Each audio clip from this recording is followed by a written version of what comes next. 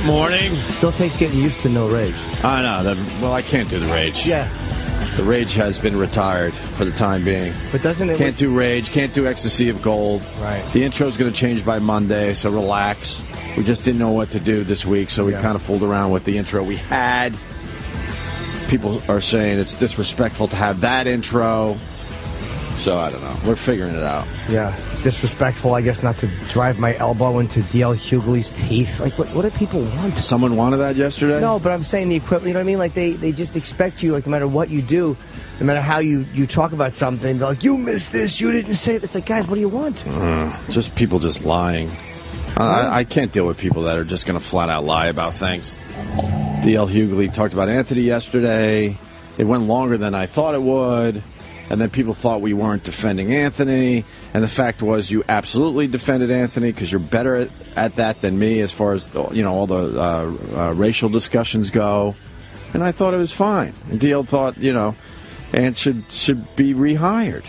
He supported Anthony in the end. Yeah, he didn't But people are hate calling Anthony. him a nig and all this on Twitter. I don't have time for that shit. So I just blocked all those idiots. Well, they're Just calling DL Hughley a nig. Really?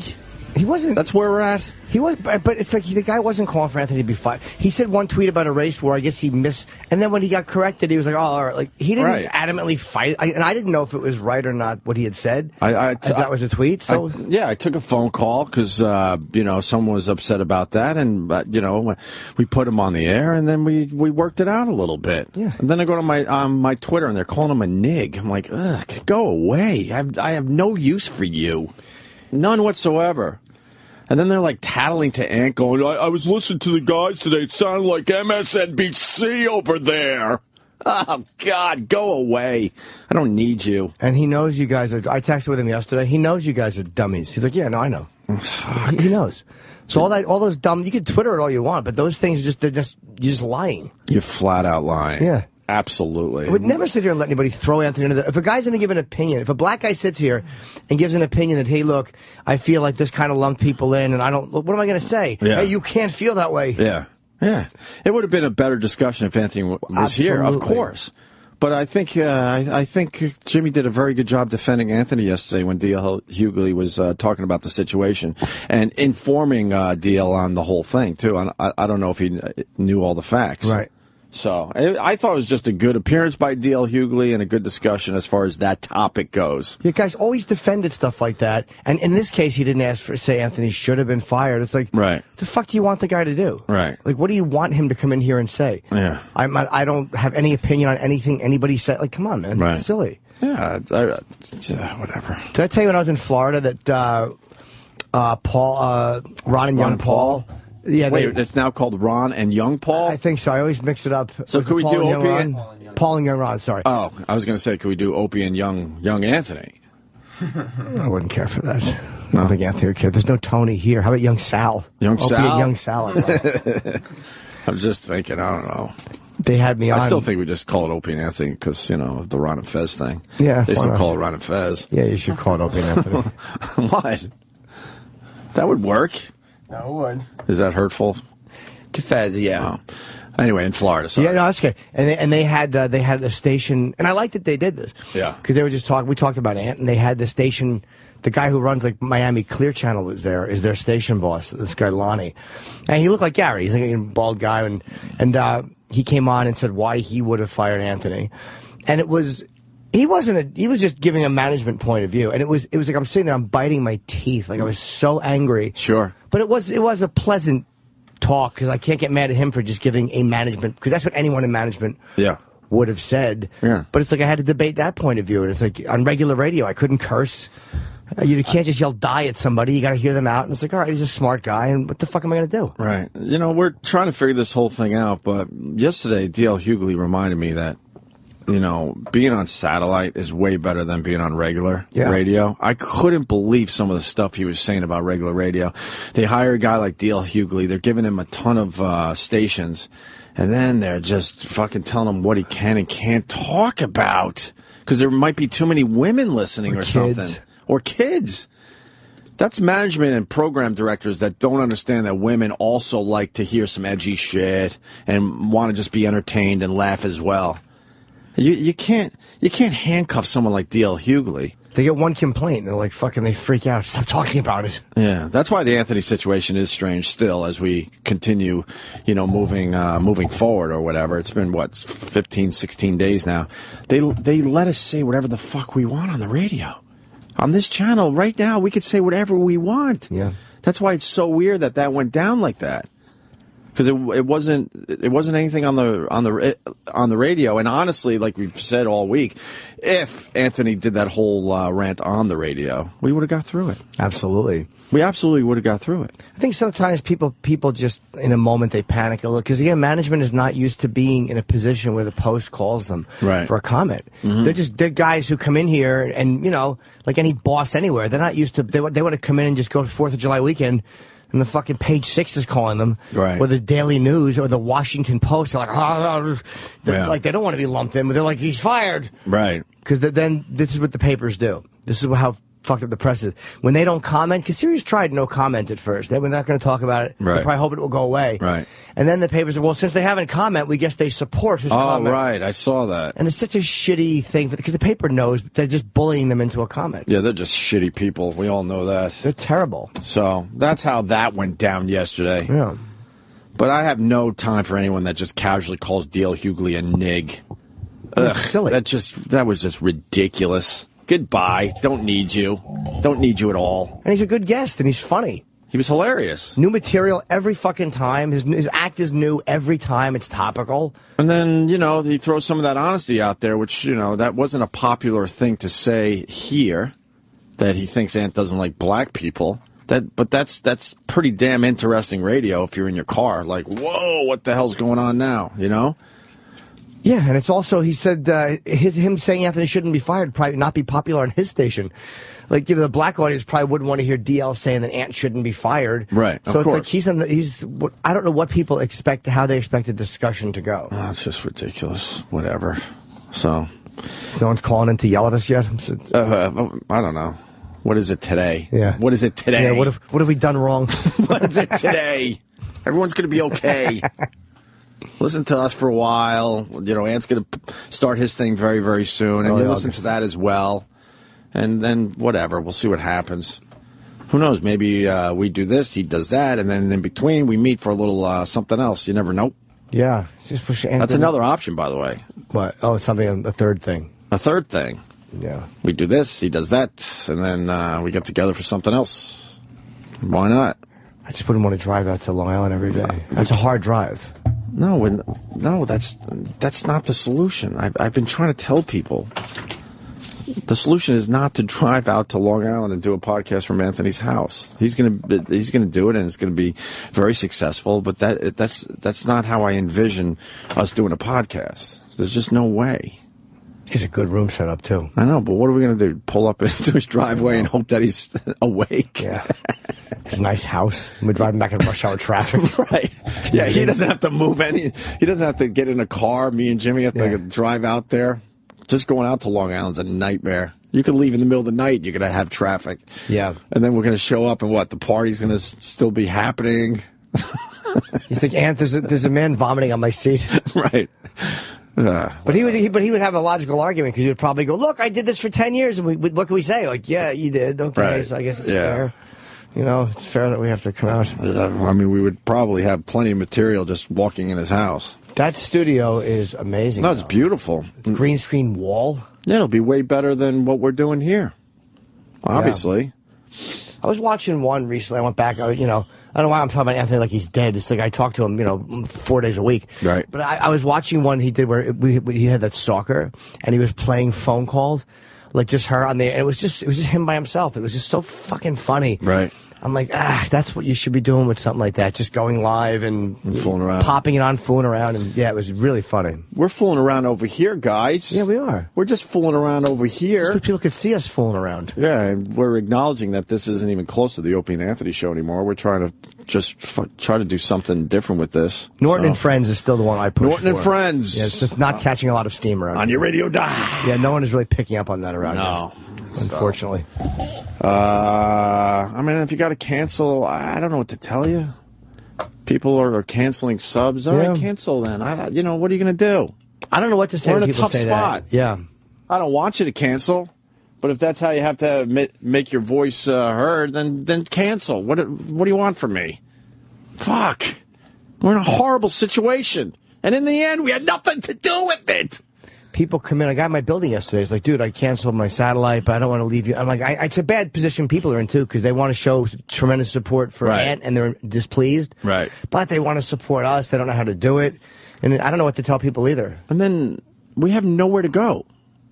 We have nowhere to go right now. Where are we going? I don't know. They want us to just go to Anthony's house. That's not going to work. Could something else work? I'm keeping my options open, of course. I don't think Bob's very good with the internet stuff. I don't think Bob is very good at all. He still calls my old phone. Our agent still calls my 201 number. He called my old phone, which is even worse if you think about it. Because a lot of the shit has always gone through me first. And right. This all went down, and I finally got a hold of him. He goes, oh, man, I left 3 or 4 voicemails. I'm like, what are you talking about? Because I don't have a voicemail set up on my phone. I just don't. If you need me, you can text me and say, hey, man, call me, period. That's how I work it these days. And he called, like, some XM phone they gave me years ago that I gave back, and because it was whatever. I'll try not to bitch. Well, I told him the same things. Take that number out of your thing. Right. I don't have it. Yeah. People still call. What are you doing? I told you one time, Louis, I happen to have my old phone open. Right. And he's another one who just refuses to get rid of my old number. It was a Friday night. It was the Dane Cook episode of Louis that I was in, where I was in the basement doing the tongue thing. Yeah, sure. It was at 5 o'clock on a Friday, and the phone just lit up, and it was Louis on the phone. It's my old number, and I just picked it up. I'm like, hello? He goes, hey, can you be in the Bronx by 7? I'm like, what, you fucking psycho? He's like, I can have a car for you there by 6. Can you be here by 7? Yeah. Because there was a mix-up with Todd Barry's schedule. I'm like, I wasn't supposed to be in that episode. It happened to just ring on my old... So since then, it's been hard for me to throw the old phone out, because I'm like, ah. Just in case. Yeah, in case a big call comes in. Right. It's the one time that happened, but I never would have forgiven myself if he's like, I left you a message. Yeah, I don't even know why I had a second phone for a while. It was stupid. They were handing out phones and phone numbers for everybody at XM.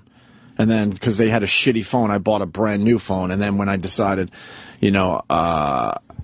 I'm trying not to. Well, what happened? I'm still mad at the fact that a phone I bought, they took possession of because there was some software on it that they put on. And so technically, when they put the software on this phone, they now own this phone and wanted it back. And I'm like, but I bought that phone. To this day, that drives me Couldn't nuts. they just take the software off it? No. At the time, they're like, nope, this is in the rules or whatever. In the rule book. You probably signed it. It's probably in the contract in fucking subsection 11. Yeah, some dumb thing. Have you gone over, like, I've looked at it, like, paragraph by paragraph and talked. It's not as hard to understand as I thought. Now, I'd call Bob with this or that. Right.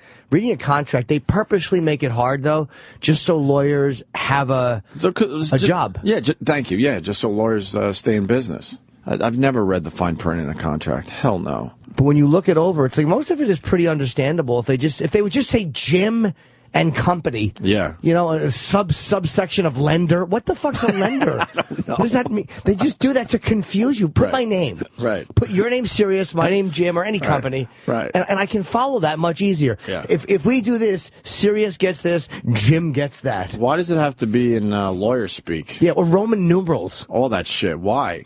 That's just so those guys could talk to each other and then no one else could get involved. And they could charge you by the hour. Yeah, it's to make it confusing. Cause right. it's like we could have a discussion about, whatever, radio or something and talk about it where someone not in it might not be as easy for them to follow. Mm-hmm. That's all they're doing. Yeah. Anyway. They're just fucking doing it to confuse us. I don't like it. So far, we're doing all right, though, I think, considering the circumstances. I'm getting a few laughs out of it. I was deeply, deeply bummed out and depressed the last week and a half or so, but I think Pete Rose turned me around. Pete Rose turned me around. I told you before the show, I might as well mention it on the air. Him punching you in this video, there's a long-form video. It's about, I think it's a little over 9 minutes on my YouTube channel of Pete Rose's appearance. I just threw a whole bunch of highlights together. It's hilarious, but it's long. It's 9 minutes. There's 9 minutes of highlights? 9 minutes of highlights. Wow. Yeah, and I probably like 30 minutes. I probably could have made it even longer. But whatever. So, but there's a part of that video that I'm going to isolate and upload separately. He's making fun of Rich Voss's shirt, and he gets a good line in, and he's so excited and happy with the line and the laugh he got in the room. He turns to Jimmy and excitedly punches him twice in the arm. He touched me. They like to grab me, guests, for some reason. But the punch is so fucking funny. That's like old school. Yeah. Like the jocks in high school would do that to you. You know, they would get excited and punch you a couple times in the arm. Yeah. And that's what Pete Rose did to Jimmy. That's got to be a highlight for you. Dude, it's amazing. It was fucking Pete Rose. And it was like, it's like, it's the equivalent of putting you like in a fun headlock. Right. Or bear hugging you like, you fucker. Right. It was like just an affectionate, like, weird thing that alpha males do when they're having a good time. Yeah. It's just really... it's only like 20 seconds. I have to upload it as a separate video because it's just been making us laugh. I played it for Colin yesterday, and is this it? It was fun. Please, I'd rather drink hepatitis. Voss was hilarious, by the way. Voss killed. We had 66 TVs in my room. Yeah, what's 66. Wow. Nah, whatever. It's more of a visual, but every time I see it, I laugh so freaking hard. Dude, fucking Voss, when he said you're out of breath, he goes, I had to walk around you and Bobby. Right. Oh, that's funny. That's some quick shit. But like you said, there wasn't even a break in like time to consider that. That is just, it's almost like someone said that. Right. And he had an hour to go home and think about it and come back. And it's like, that's how, and he said it as if it was part of the written script. It was so fast. Yeah, I'm not sure if I said it on the air, but when I was editing the video, that's where this came from. It was a great line, and I'm like, there wasn't even time for Rich to think about that line. That's how creepy fast he is. Yeah, it's lightning fucking quick, Voss. Voss gets a beating by a lot of people, but he is fucking brilliant and you know, the best counterpuncher out there. Yeah. He is. He's fucking. And Voss's thing is he can take a beating for a long time, and then all of a sudden he just comes up. And Colin said that too. Like he can get beat up for a long time and take it, right? And then all of a sudden you think you got him, and you make one mistake, and he's now uppercutted your fucking tongue through your teeth. Like that's the. And you're on the mat looking up, going, "What the fuck happened? I was winning this thing. I was winning." Yeah. And Bob's a real hunk of shit, too. Like, he's really good at that. Like, Bob is really good at fucking giving somebody an absolute pounding. Bobby's very underrated at giving somebody a beating. Yeah. Yeah. So really quite savage. I think he was starstruck with Pete Rose, though. Oh, but Pete kept calling him chubby. Yeah. Well, that didn't help either. But I think he was a little starstruck because he was quiet during the Pete Rose thing. He kept he comes in, he starts insulting Gervais, who apparently he really likes. Right. Bob's chubby, he's making fun of me, he's just great. And he's calling me the Opester. Oh yeah. What's your name? That hurts. That hurt a little bit. Why are you Opie? Right. I don't even know why I'm Opie at this point. I'm too old to be Opie. God, it's stupid. And people were right when they criticized us. We didn't mention his haircut. And I did want to say something, and I just forgot. I kept forgetting. So did I. I had it actually written down to work in. Yeah. I don't write down a lot of stuff, obviously. But that one, I just was like, I think I could get one in. Yeah. And then I just never got to it. Yeah. I fucked a lot of girls with your haircut. I wanted to say, I just couldn't. I had it, yeah. Couldn't do it. I was going to do it. I just forgot. Went away. And I couldn't find my spot. Also, I was in mourning. I'm still in mourning. Yeah. I mean, it's weird, dude. Very weird. It's really strange. And it's not. It would be a lot easier if Ant had like done something terrible and gotten arrested. Like I wish Ant hit somebody with a fucking for no reason at all. Yeah, exactly. Or drove over a woman on purpose and backed out. Go at least all right. Well, Anthony. Yeah. There's I get it then. Right. But this is just. It is just grieving. But you talk to Ant, he's fucking. I'm telling you, man. He's very excited. He's a man who hasn't cried since 1995. Like, when I talk to him, I'm like, oh, yeah, that's right. Ant is a fucking rock. Right. He's not collapsing. And look, company will probably be mad, but go to anthonycumia.com. So that's where all the info is for when he's starting up. Absolutely. I don't even think they would when he goes live. I'll fucking tweet it and mention it. Like I don't want. There's no competition. I want people to support us, and I want people to support him. Well, obviously, like we're going to be using the same people and all that shit. All the guys you know and love from this radio show, I have no doubt they're going to do his show as well. Yeah, if he has a phone system set up, because they're not going to drive unless he helicopters them. Yeah, watch Ant get a system where he helicopters them out with his fucking drone. Right. So I mean, it's gonna be a little strange, but I think it's in a weird way, it's exciting. You know, he's doing his thing, we're doing our thing for now, and then we see what happens. Who knows? Or maybe there's a third thing. I like the idea of a third thing. I like the idea of knowing I have one thing. Yeah. I'm scared I'm not going to have anything. No, I went a long time looking at Sam right now. I went a long time with nothing, Sam. You'll have some things. We all have things. I hope so. I feel like I keep getting close, and then whatever. I feel like I keep getting close and getting ready to get on the ship, but then I just stand there and watch it pull out of the dock and wave at everybody. Yeah, goodbye. All right. Have a good trip. What do we got going on today? Very sad. We got a lot of great videos actually today.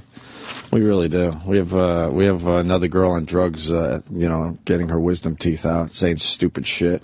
That's pretty funny. Is it like purposely stupid shit, or is she really fucked up? She just, Is she a kid? Yeah. Oh. When you're under, you say stupid things. Yeah. I've rarely been under, and I just don't want anyone around because I don't know what I'm gonna blurt out. Does anyone else think this way? Oh God, yeah. Yeah. I have no deep dark secrets, but I just think if you're under fucking the influence and you're coming out of it, you might just say something really ridiculous. Just think of some of the things you dream about.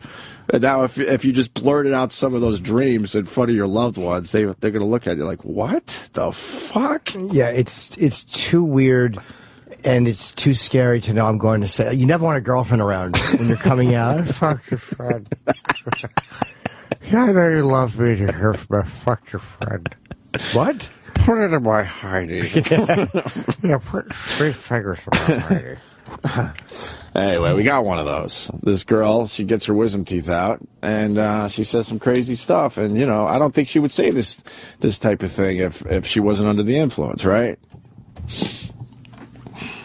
Sam? Yeah, this went up as a series of vines, and then they were deleted, but... Why were they deleted?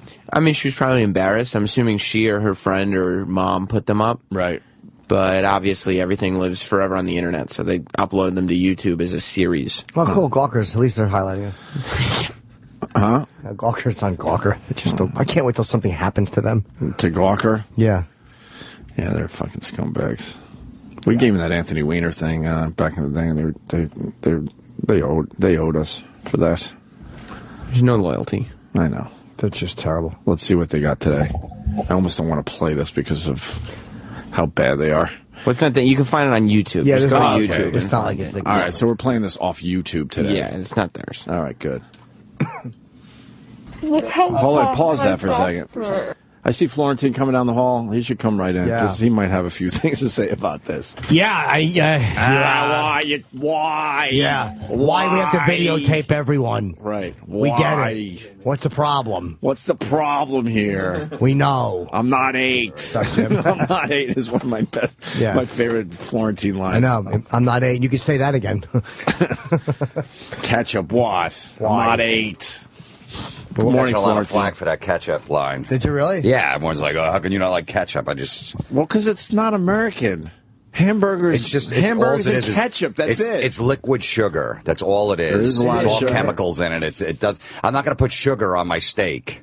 Sugar. You don't have to put sugar on anything. I like some ketchup on my steak. I guess a hamburger. You're at a barbecue or something like that. You throw a little on, but you don't need it on French fries. Although the Peter Luger's steak sauce is by far the best thing you could do. Is that place good? I passed by that. Peter a few times. Luger's? I've never eaten there. It's ridiculous. I hear it's a delightful. It's awesome. You gotta go. Are they cash only? Yes, it's cash only. What the fuck Eric is that? is finally talking. It's his first time he's spoken. I know. I didn't even know he was going to talk. I just heard Peter Luger's. I want to eat there. I've heard they're amazing. Stop yelling at me. I'm going to. Sorry, I didn't realize it was Peter Luger's in Brooklyn. It's in Williamsburg. Right.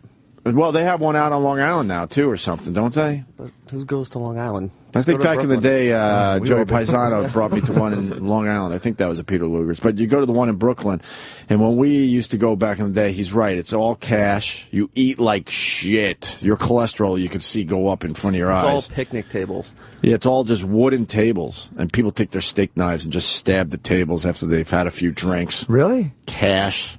No credit cards. Do you sit at a picnic table? Yeah.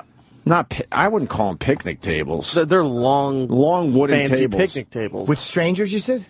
Yeah. Oh, they can see They you. split it up. Yeah. No women. It's like old school. Yeah, There's barely a broad in there, and they get really mad if broads walk in. It's that type of place. Unless it's changed, because I haven't been there in probably 5 or 6 years now, but there were barely any broads. And I say it like that because I think that's how they look at it.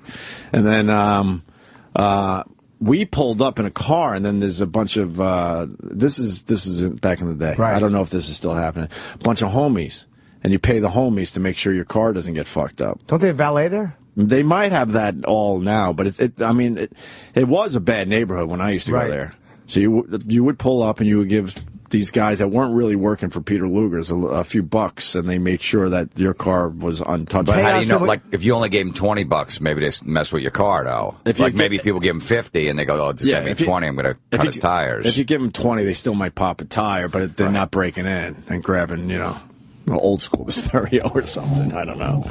I want to go there. But it's a great place. I've heard it's amazing. I passed by it. I'm like, fuck, I want to eat there, man. They have a great tomato salad. You should get it. Just telling you. They have good desserts there? I've never got a dessert there. Oh, you don't like desserts? No. I want to get a nice big steak at Peter Luger's. This is the first thing you say on the radio since all hell broke loose? Surprise. Not one word of support for Anthony, not one I miss him. I mentioned Peter Luger, and he fucking bangs his head on the light, jumping up. What a creep. He supports steak. All right. You got anything to say? No, that was it. About the situation at hand? Yes, go to Peter Luger's. It's delicious. You mean the Anthony situation? Oh, that. Have you not heard what happened? What do you mean, oh, that? I support Ant. What? Damn, man, stop being so passionate. You're gonna. I think he might have something else lined up here at the company. He's keeping quiet. Good point, Jim. Maybe he does. Moving over to another show or something. He was talking over you to get in his steak stuff. Right. That is true. The Ant stuff is just like, I support Ant. Now all of a sudden you're Samuel the Shy Sea Lion. Right. His passions are a little different. Why am I sorry? Why am I shocked? He hasn't heard a fucking brutal fat joke in 5 days. No one's happier than E-Rock. He hasn't been called a pig. He hasn't heard E-Rock when a whale is... This is the man that made whale noises. E-Rock's probably the one who called the fucking press. Did you guys see what he's saying? He probably gave all the clips to Gawker. Yeah, creep. It's all your fault. Just trying to be helpful, right? Were you just trying to be helpful? Always. I know you care, so... You just show it in different ways. What can I tell you? Yeah, we actually verbalize it and talk to Ant, and you just keep quiet and pipe up about steak. Tomato salad. Yeah, tomato salad. Why is the tomato salad? Because I saw Florentine's face. Why is the tomato salad worth mentioning here? They have their own kind of. They make their own kind of vinaigrette with it. It's delicious. Do you like a good vinaigrette? I don't mind it. Yeah, that's right. Yeah, that's fine. All right. You need some flavor to the salad. You don't mind a little vinaigrette, but but no ketchup. No. What about the mozzarella with the tomatoes? That's all right. You do that, okay? Yeah. All right. Cucumbers and tomatoes. Yeah. Little onion. No problem. Little green pepper in there. Great. Yeah. All right. No problem with vegetables. Turn it into a little Greek salad, maybe. No olives. I like an olive. No. I don't like black olives. Whoa. I really don't. But every other olive I love. The martini green ones I like. The ones that are sort of purpley, I like those. So you get it like when you get a margarita. Margarita? Yeah, you get the olives like on a stick like the chicks do. You got like 6 of them on there. I hate when that... But I eat them. I eat the olives, though. You do, so you get them on a stick like a toothpick? Yeah. You don't like that? Well, no. No. I don't drink a lot of old school martinis, but I'll eat the olive. But so you've been at a bar before and you have the olives on the stick? Yeah. That's how I discovered that I like green olives, actually. I tried it one day. I said, you know what, this isn't bad. So now I actually buy them in the jar. You think women do that? And I add them to my salad. Yeah, all the women do it at the bar. Right. Yeah, they're all, yeah. There's no way you got laid that night when you were single. Eating olives off a toothpick. After, ordering the cool drink, the martini. Little dirty martini with the olive juice in there. No, yeah. Nothing? All right. We invited you in because there's a girl who got her wisdom teeth out and she's saying stupid shit. So we thought this would be a good... Well, she's all horned up. She is horned up. How old is she, you think? I would say 15, 16. She's late teen, mid to late teen. Mid to late teens. Maybe let's call it 17 or 18. Sure. To play it safe. I don't know. And because she's under the drugs, you say stupid shit. Right. And I haven't been under many times in my life, but I always get paranoid I'm going to say stupid shit. So I get very nervous if family members are around. Because who knows what could pop out of your head at any moment. Yeah, that's you know what true. I mean? So this is what she said under the influence. Look how hot my doctor is. People need it at her stage. So hot. It happened. You're a hot doctor. Okay. It's medication. Oh yeah, it's medication. Mommy. Yes, darling. I want to have sex with Ryan Gosling. Ryan Gosling? I want white dick. I want to suck white dick. Stop that! I want to be a Kardashian. Please help me. Is this what Mayor Warms feels like? No, I don't think so. 'Cause I don't like it. No, I don't think so, honey. Oh my God. How embarrassing. Well, at least she said she wants white dick. Yes. She wants white She dick. proves she's a good girl. Good for her. There you go. Nice. She wants to fuck Ryan Gosling. Yeah. Nothing wrong with that. For me, if you're a chick, I guess I get it. Yeah, I mean, She's like a 2. Yeah. Yeah. She probably has all fucking blood breath because she's gauze in her mouth. Right. Yeah. What's worse than fucking wisdom tooth out blood breath?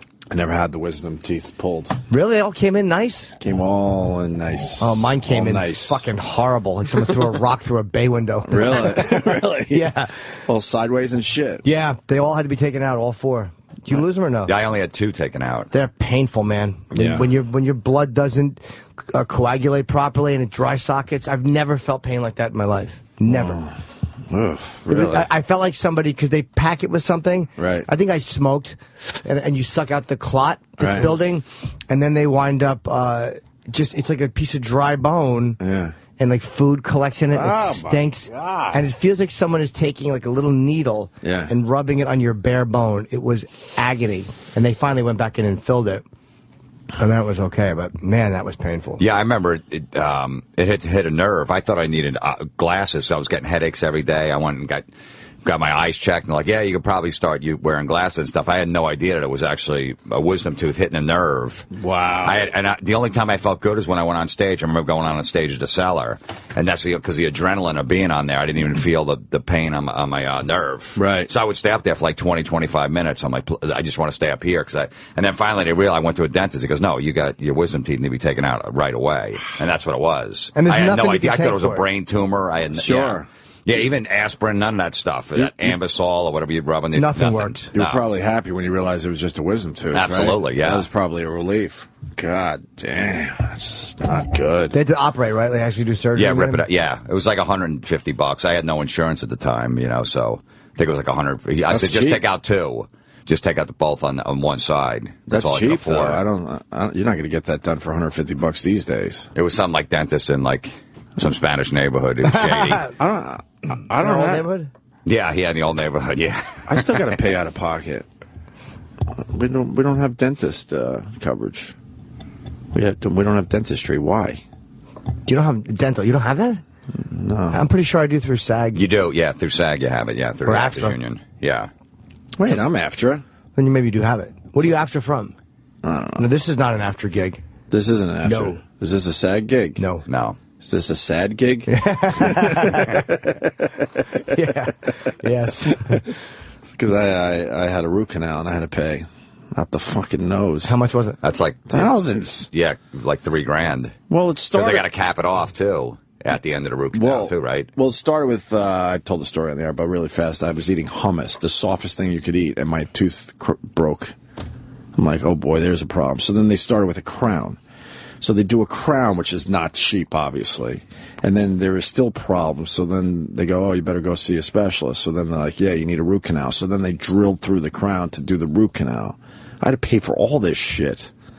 And then go back to the dentist so he had to fix the crown. They got me for, I don't know, at least 5 or 6 G's on one fucking tooth. Should have just had it pulled. I was thinking about that because it still bothers me to this day. And they can't figure out what's wrong with it still. It's probably a nerve thing. Yeah. So Probably a nerve. I cracked a tooth one time, like eating a sandwich, like a sub sandwich, and I had to go on stage in like 2 hours.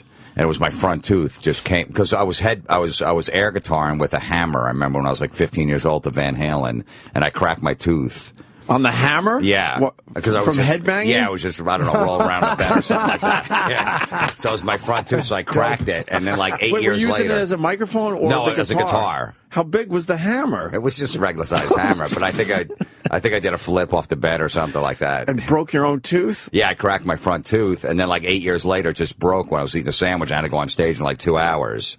So I'm like, it was like a Saturday. So I just put crazy glue on the tooth and just stuck it right back up there, and it worked. Until I went to the dentist on Monday. Like, you put crazy glue in your mouth. Right. But it's, it worked. How much of the tooth fell off? Like 3/4 of it. Holy shit. And it was the front tooth. I'm trying to think if I remember that, because I knew you then. Yeah, I was doing comedy. It was, about 3 or 4 years in. What song was it? It was probably like Light Up the Sky. All right. It was a heavy one. It wasn't You're No Good. Right. It wasn't the Linda Ronstadt cover. Oh, very nice. It wasn't, I saw Sammy Hagar. I was watching the Van Halen videos, and I saw Sammy Hagar on stage recently. Yeah. He still sounds really good, but I just can't get into the whole Cabo Wabo thing. We had them in doing some of those songs. They're all right. They're like party songs. So I don't know. I just can't stand these. The beach, the whole beach mentality. We're at the beach. Give a fuck. Tequila. Hey. Ooh. Girls in bikinis and tequila. Yeah. It was this weird, it was a live thing on like Access TV or something where it was just... Yeah, he has like a bar on stage and... Right. Yeah, he wears like a Hawaiian shirt and sandals and stuff. He's all in with that tiki angle. Oh, I hate tiki bar angle. I hate tiki shit. Drives me nuts. Got sandals on stage, right? Yeah. I guess tiki's not for sober people, though. It's more if you're drunk and... Yeah, it is, yeah. It's more right? bad Hawaiian shirt, go to the beach, drink cocktails with olives. The weirdest band thing I ever saw, I was working in Buffalo, and we had to play Yes. And so we went and saw Yes in Buffalo. I actually liked Yes for a little while. Yeah, they had some good stuff. I don't know why I'm beating them up. And we were fortunate enough, perks of the job, to go to the venue early and stuff, or the night before, I forget exactly. This is many years ago. John Anderson, the lead singer of Yes back in the day, used to set up a tent on stage, and he would sleep in the venues. How weird is that? But it would probably be kind of cool if you think about it. Sleep. He would set up a tent on the kind of on the side of the stage. And while everyone else was getting hotel rooms before the gig and stuff, he would sleep in the tent. Really? Yeah, I don't know how long he was doing this for. But they're like, yeah, that's John Anderson's tent. He'll be sleeping here tonight. I'm like, what? That was the strangest one I ever came across. There's no reason for that. I don't know. Imagine being in a venue by yourself, though, at night. That'd be kind of cool. To get the vibe. It's just a weird thing. Well, he was always a little bit strange and cool and hippie. Yeah, but usually they leave right after the show, like 2 in the morning. The bus takes off and goes to the next town. Right. So maybe he got in the night before. Yeah, that's. Well, they leave. The guy was in Yes. He could have got a hotel room. I wonder if he's a cheapskate. I wonder if he's like a Mick Foley cheapskate and did want to pay for a room. I don't know. If anyone has info on that, it's something I haven't even thought of in years. Yeah. But I remember seeing this going, wow, that's a strange one. So what was that all about? It couldn't just be to get the vibe of the room. I bet you it's a Mick Foley thing. You didn't want to spend money in a hotel. Maybe it was just something different instead of just, maybe he was sick of hotels at that point. This was probably the late 80s. He was already at it for many, many years. So. Well, Neil Peart would do that on tour. I don't know if he still does. He would ride his motorcycle to the next gig, him and his buddies. Right. Yeah, that's kind of cool. They'd map it out. Like, he'd sleep in the bus right after the gig at, when it was over, till about 6 in the morning. They'd get up, and they would just take bikes to the next, wherever it was, 7, 8 hours away. Get up at 6 in the morning? Yeah, whatever to hit the road, yeah. But that sounds cool. That one's not bad. That's better than sleeping in a tent. Yeah. I don't know, motorcycle for 6. Who wants to? I'm just thinking, like, why would you want to get up early and then go play drums? He's known for loving his bike, though, so that's his thing. Yeah, after his daughter was killed, I think he just went on a fucking long. And his wife. His wife died too. Yeah. And honestly, he probably was sick of the band and wanted to just get out there by himself for a little while. Although at that point they probably all had separate tour buses, I would assume. Yeah, it wasn't the early days of Rush. We had Geddy Lee in once. He was cool. Those guys are great. We had Alex and Geddy on the show before. They were great. I love Geddy Really Lee. Funny guys, too. Were you there that day at NEW? Never met any of them. With the girl with the huge boobs, and he was all in? He was loving it? No, I was not. Oh, yeah. That was the only time we talked to him. We thought he would come back because he had a good time, but we never saw him again. Yeah. He was pitched a couple of times. Huh? He was pitched a couple of times by Roland. Oh, he was? Yeah. I would have said yes, or I probably did say yes. There's a lot of no's. You don't like Geddy Lee? No, I like him. But there's a lot of no's. I was overridden. I was like, yeah, let's get to Geddy Lee. I said no. Yeah, I think it was just like like it wasn't like you alone and too. It was like, I don't even know what is Rush doing these days. Are they still touring? Still touring, yeah. They put an album out like every 2 years. I saw them about 2 years ago. They were great. How's the new stuff? It's good. It's just tough to listen to new stuff from these bands. They play a lot of new stuff. They do a 3-hour show. They don't have any opening band. They do like an hour and a half, take a 20-minute break, intermission, and then come back out and play like another hour and a half. And do they play all their classics for the second half? Yeah, they do throw a few in the beginning, but they play a lot of new stuff in the beginning. That's kind of smart. Instead of having an opener, you could really, pump up the new stuff. I don't mind the new stuff. If you get into it, I don't mind if it's decent. I don't know. Name one song.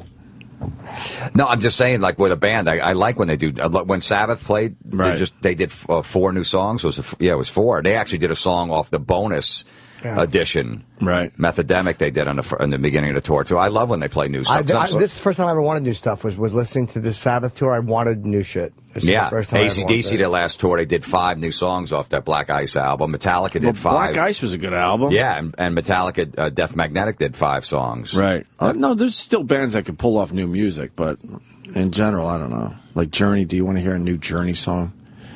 You don't want to hear any Journey, probably. No, I don't mind Journey. I've seen them before. Okay. With Steve Perry or the new guy? With the new guy. Oh, okay. Yeah, the new guy's pretty good. Yeah, he's great. I wouldn't mind a song or two. Van Halen played like 3 or 4 new songs in the last record. How was it? On the last tour. It was good. It was all right? Yeah. I don't like the same classic rock set, the same 15 songs. Right.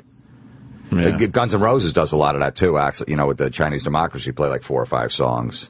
Are those songs good? It's a pretty good record. The songs that they play live are good. Really? Yeah. I don't know. I'm getting old.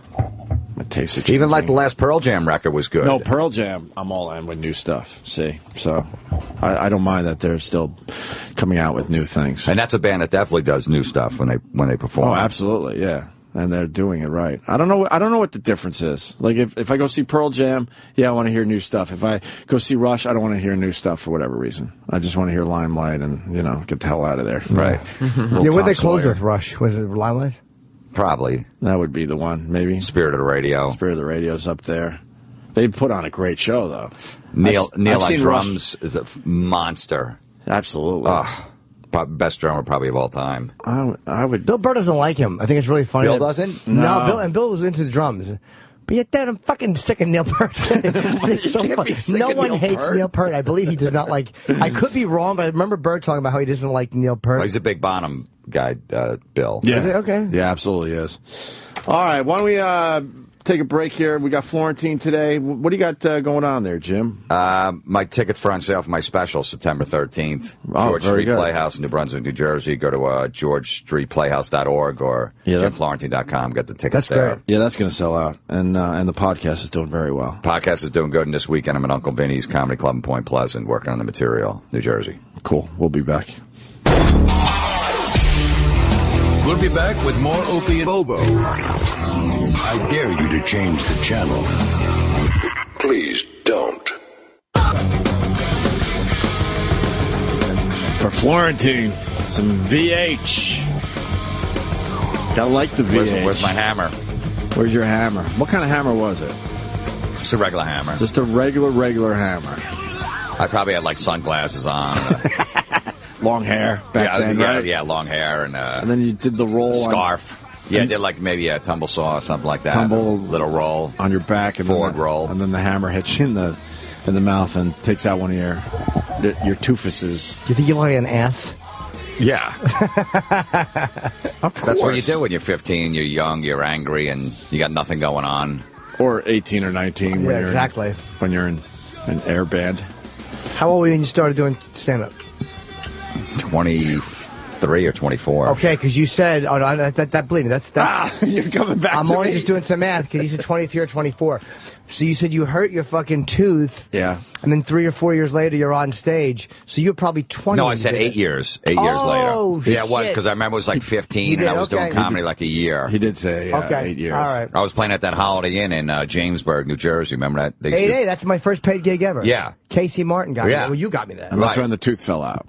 That's when the tooth fell out. That Saturday, yeah. And then you crazy I glued, glued it back in. Okay. The Holiday Inn off 8A. Yeah, you and I was yours. still doing airband stuff in college. I can't even hear this. Our band was called, I think, Air Force. Well, You know what an I airband was is? in air band too. You were in an air band. Yeah. Did we ever talk about this? I don't think so. What did you play? I was the drummer. Oh, see, you were like me. See, if you're going to be in an air band, you got to either be the singer or the lead guitarist. You can't be the drummer or, in my case, the keyboard player. You can't have a keyboard player in an air I was the band. keyboard player. That's silly. Well, we like the Who, you know. A little won't get fooled again. Well, the guitar player should just do the keyboard parts. Well, you know, then I wouldn't have a gig. And then we set up flyers in my dorm. How So you would've- how douchey is this? We But had they some- came out. Yeah, I mean, we had some gigs. We'd open for some bands. We performed in front of like 3,000 people one night in Staten Island. No, you didn't. Yeah. We were called the Cavemen. And we dressed up like cavemen in burlap sacks and put charcoal on our face. Did you ever know this, Jim? No. You didn't know that? No. If you came in here and said, yeah, I spent my first 5 years of stand-up molesting children, I would be less shocked. How do you That get was a only gig? the first year. You got an actual gig? Yeah, these bands would let us open for. Like what type of band? Just like, metal cover bands, but like Riot, Raven, and like Anvil or something like that. These bands in like the early 80s had us open in Staten Island. It was like Halloween night, and they put us out there for like 5 minutes. How'd you do? They loved it because we used to. My friend worked at like a food town or fish department, so he would steal fish and octopus. So the singer would sing out of a fish, a big mackerel. Was his microphone. He would just shove the mic up the fish. Yeah, and then the other guy would have like an octopus around his neck. You know the guys, Kevin. Oh, yeah. Was in the band of Tony, Crazy Tony, Crackfinger. Yeah, of course, sure. Yeah, my friend Boomer. That was the band. Okay. Oh, I didn't know that. Yeah, I know all those guys. We used to have caveman practice on Friday nights, and our girlfriends would get mad because they wanted to go out. We were in a basement. We had girlfriends while you were doing it? Yeah, we had Air Force practice. We took it very seriously, but we didn't get past the dorm. I think we only performed in one dorm. We couldn't even move to other dorms with our gig. I remember though, everyone came out to see us because, you know, everyone in a dorm, they all are pretty close. Oh, God. And I didn't have much to do because I was the keyboard player. I got to do the part in the Won't Get Fooled Again. So what did you do when there wasn't keyboards in the song? I just stood there like a douchebag. Yeah, because I had no stage presence or anything, so I just stood there. I was 18, 19. Probably 18. Yeah, I don't think we made it past our freshman year. I think I think that was some freshman year bullshit. We used to eat goldfish on stage, like live goldfish. And when you were the Cavemen? Yeah, that was your thing. Yeah, and then we you know those little lunch bags. Yeah. That you put lunch in. We used to hand them out to the crowd before and call them, and write on them cave bags so people can throw up in them. Because we're eating fish on stage and there's octopus and we're throwing it at the crowd and stuff like that. So just people would get disgusted. They were like, "What the fuck is this?" Are you trying to do kind of a G.G. Allen thing? Not really. We're just being no bananas assholes. up your ass or anything? No, that stuff. Okay. The guy worked at the fish department. He would just steal stuff. So we're like, all right, we'll do something. Yeah, with we'll this. do something with this. A fish head. We really have similar shit in our lives. You know that, right? There's so many things you bring up, and I'm right there with you. I thought I was the only one that was an idiot enough to be in an air band. Well, how stupid was it when you walked on stage with nothing, and then you had we were drunk, so it didn't matter. We're just we were kids. And then someone had to start the song, and then you had to perform it. We actually I remember we made the sign out front, like the Cavemen opening for some other band. Did you have a good font? No, we didn't have any font or anything like that. Yeah, we had just a lame sign as well. But I think there was some kind of military stuff that we incorporated into our logo. Ew. It's Air Force. Come on. What military stuff? honestly, this is so long ago. I'm like trying to remember. Please, I'm think picking carefully. at my, We'd love to hear. I'm picking at my brain to try to remember more details about this. I remember there was a girl that I really liked, and I invited her to this thing. And I remember looking at her as I'm on stage playing like imaginary keyboards, and like with a guitar you could almost pull it off. You know what I mean? Exactly. The keyboards. Or a lead singer, you could kind of do it. And I'm trying to look cool, and I look at her, and I just knew it was over, Johnny. That I had no shot. I could just see it in her face. What she wanted to say. What an asshole! Did you have to play keyboards even when there wasn't a keyboard part of the song? You have to. No, Air Force would pick keyboard songs. I don't remember all the songs we played anymore. I know it was The Who. I'm trying to remember. I don't know. Do you know who does a good air band thing? Fucking Rob Bartlett. Years ago, I saw him at Rascals in New Jersey. Yeah. And what Rob will do is he closes with a Beatles thing, or he used to. Right. Where he does, I forget what song, She Loves To, Yeah, or whatever, and he acts out all 4 Beatles, and he has like a tennis racket, and he does like a little bit from each one, and it's fucking great. But that's the only time I've ever seen air guitaring or air where I didn't want to fucking Molotov cocktail something. I'm just glad, no one had phones that I know that could take video back then. I have some pictures of it. There's no way there's video of that. Yeah, we don't have any video either. I have a bunch of pictures. You have pictures? Yeah, of us on stage and as cavemen and I know I got some Geneseo people that listen to this radio show. If anyone has a picture of me, there's no way.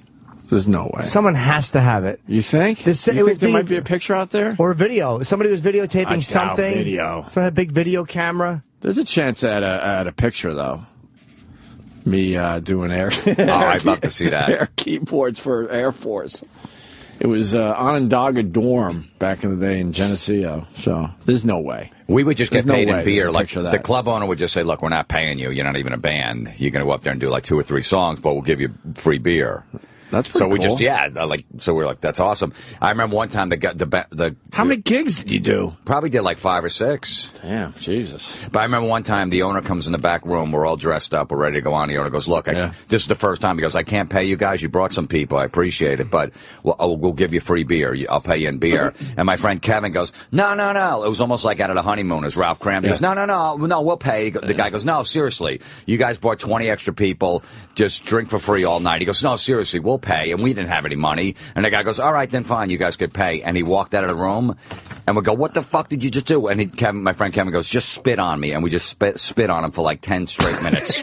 In the face, everything, loogies, and then we went on stage, and he had spit all over him. He insisted that you guys pay for your beer? Yeah, he was like a Ralph, you know that honeymoon is that? Yeah, I'll get the bill. Yeah. Okay, Ralph. Okay, you get it. It was exactly that. And we spit on him for 10 minutes. Man. Not good. What an ass. What an I'll bet you because he's such an alcoholic, I'll bet you he still regrets that. He does. I was telling Jim Florentine that Pete Rose was in here. We were thinking about you. We thought you would have a good time with Yeah, I met Pete a couple times. We had no idea. We had no idea what to expect, and were we pleasantly surprised. Oh, he's great. We're going to be rerunning the Pete Rose thing, I think, tomorrow and throughout the weekend. Gervais was awesome, too. Ricky was great. Well, Gervais is always great, but I forgot what Gervais even did after Pete Rose came in here, to be honest with you. I know Gervais killed, but then Pete Rose just put it over the top. Yeah. With his stories and his one-liners and his jokes. He just beat the shit out of everyone in the room. It was a strong room, too. Just a mean room. You had Voss, you had Norton, you had Bob Kelly, and you had Gervais, and Pete was right in there. I heard the line, and he said Voss looked like an old soccer player or something. Dried out soccer player. And I played the video for Did you show him the punch in the arm? It's my favorite thing ever. Yeah, I know. I'll have it up soon. I'll just isolate that. That's like one of those old football players that slaps you in the ass when you do a good job. Just a guy. One of those, yeah. Just a guy. Just a jock from that's like a high school thing where they had to like punch you and hug you too tight or whatever. Yeah, hit your ass. All that jock shit. You forget what because Pete Rose, you forget what an aggressive animal this guy was. Oh, he used to knock people over. He was a fucking animal when he played. The All-Star game was just the other night, the baseball All-Star game, and that was that famous play where he knocked Ray Fosse off coming around. Right. It was an extra innings, and they won the game. He plowed over the catcher, and the guy was never the same. He broke his collarbone. Right. And that guy was never, he retired a few years after that. But Pete was saying, he goes, hey, man, the guy was blocking the plate. He goes, I could have went around them, but, in a split second, he goes, I had to plow him over. Right. He's in my way, and we're going to win the All-Star game. He goes, and you know what, today, he goes, I'd still do it. Right, yeah. He goes, I'm not going around them. If he's in my way, I'm knocking him over. There was a time the All-Star game was, they really played hard. Now it's just... No one cares anymore. No one gives a fuck. Yeah, I mean, just that Pete Rose was playing in the 12th inning of the All-Star game. Right. And doing that and taking that risk. Yeah. Fucking to get I met Pete injured. a couple times at a hotel in Cincinnati when I go there. He's always staying at the same hotel for some reason. He's down and eating breakfast or whatever. I had breakfast with his manager, and he goes, I'm going to introduce you to Pete. So me and Pete hung for a little bit. And he actually gave me his number. He goes, if you're in Vegas, I want to see your comedy. I guess he lives in Vegas. He's a big comedy fan. Yep, that's what he told us. So it was almost at the point where I knew the manager of the hotel, his manager, and we're all standing there. I go, all right, well, I'll get it to the manager here at the hotel, and then he'll get to you. He goes, no, just take my number. Here. It's this number that's in this phone right now. Put it in your phone. Wow. He goes, it's this number right now. So I was like, holy shit, because I didn't want to go, all right, well, give me your number. Sure. I was trying to play it safe. Yeah. So I still have his number. I never called him. Let's call him right now. We're in a good spot with Pete. You think so? Yeah. You have to call him, and I want to see if he remembers you. You got to give it time. It's only 5 in the morning in Vegas. He's home. That's true. Maybe Should wait a little later. while. Yeah. Well, if you want to do it later in the show, I'd rather wake him up, though. That would be even better. I got nothing. I'll do it later in the show. Give him a couple hours to get up. A couple hours. Because I guess he was with some Asian girl, some young Asian chick. Yeah, that's his fiance. We were looking at pictures on the internet the other night. So his manager knew I used to do these old Asian jokes about an Asian girl. So he was Pete's like, oh, tell me those jokes. I was telling Pete, he was dying laughing at him. He appreciates a good joke. Pete's like, oh, you're the guy with the Asian jokes. What are they again? And shit like that. So isn't the All-Star game's in Cincinnati next year, I think. Yeah, it is. Yeah, and baseball said Pete's allowed to be there if the Reds want to bring him. Yeah, but then he's limited what he can do. Yeah, right? then they're warning the Reds, saying you know what you can and can't do with Pete Rose. Ugh. You don't like Bud Selig? No. No, it's just like, come on already. Dr. Bud Selig. It's been 25 years. Yeah. And his stats, you're just going to ignore all those stats? Pete's good for baseball. I just love it every time. He loves it to this day, No, too. I know. He's so passionate about it. He'd be great. And I love it. The Hall of Fame every year when they induct the guys, Pete goes right across the street and sells his autograph. And sits there for hours. Sets up a card table. Yeah. People sign? People, hey? Oh, yeah. He gets more people than the guys going in the hall. Yeah, he signed a baseball for me, the other day, and I Instagrammed this because it's kind of exciting. It's Pete Rose. And Pete usually doesn't do that for free. He likes to charge. We did a bunch of them. He did a bunch of them, put the number, how many hits he had and all that, and I'm a little proud of it. I put it on Instagram. Of course, these douchebags. That's worthless. You know how many autographs he signs? It's like, Jesus, what's wrong with you? I got it signed to me. Yeah, I'm not going to sell it or anything. It was a cool little thing after a great appearance by the guy. Yeah. There's always at least one out 500. there. Oh, yeah. What am I saying? There's always a million. But who cares? You make pretty good money. You're probably not going to go sell that. No. I wonder how much I can get for that ball. But why does that guy have to go out of the way? What's wrong with his life that he's got to go, it's worthless. He signs a lot of those, It's all right. Show me yours then. Yeah. Why does it have to be? I'm not selling it. Like if I'm doing comedy for 25 years now, right. If all of a sudden I'm like, look, I can't pay I got to sell the Pete Rose ball. I'm finished anyway. Yeah, I'm in trouble. Like it's not a Honus Wagner ball. It's a fucking Babe Ruth. He could sign 1,000 things a day. There's still people in my circle, my life, that would appreciate a Pete Rose ball. Trust me. Absolutely. Because that's what I'll probably do. I'll just probably pass it on to somebody because I don't really collect that stuff like you guys do. How much do you sell them for at these things? I don't know. Probably not a lot. But he goes when the Reds opening day to Reds, he'll go to Cincinnati and do all these appearances right outside the stadium and stuff. I love that he does that. He's not really allowed in stadiums, right? He can go to the game. He has to pay. He can't. I think he can't get hooked up. Right. But he's allowed to go to the game. He can't go into the clubhouse. He needs permission for that. That's such an insult at this point. 25 years later, don't you think? I think because he denied it for all those years that he gambled. Right. He wrote a book about how he did it and all that stuff, and then all of a sudden he came out and said, yes, I did do it. How many guys you think gambled? A lot. That's what I'm saying. But, he's look, the only one that got caught. I could see baseball. He can't be the only one that did this. I could see baseball's point because even if he was just betting to win the games, he might have kept another pitcher in there longer than he should have. Oh, that might have affected his next start. Right. He didn't bet on the Reds to lose, but he could put guys, at jeopardy and stuff like it. Maybe to closer, he brought in the 8th inning to pitch 2 innings when he really should have just brought him in the 9th because his arm was shot from pitching 3 days in a row. Little things like that. But after a while, he should ban him for 10, 15 years and then put him in the Hall of Fame. I think you're giving him too much credit. I think he bet to lose too. Maybe. I mean, I don't know. That's never come out. I don't think so. My gut says it, especially if if they're out of it, if they're out of the race. I think that he probably saw good matchups coming up, like on a Sunday, and he's like, all right, they're throwing a number 5 starter, maybe some guy from the minors, they're calling up the pitch, and I got my number 1 guy, this is a good game to bet on. Right. They already beat us the first 2, so they're going to rest a bunch of guys. Oh, I see. Okay. A lot of times on a Sunday afternoon game, they'll rest guys that played Friday and Saturday because they got a series starting on Monday in another town. But you think, so he probably did it that way, going, all right, I got a really good shot to win this game. But you think in his head, he figured, okay, it justifies the fact I'm gambling on games that I just, I'm gambling to win.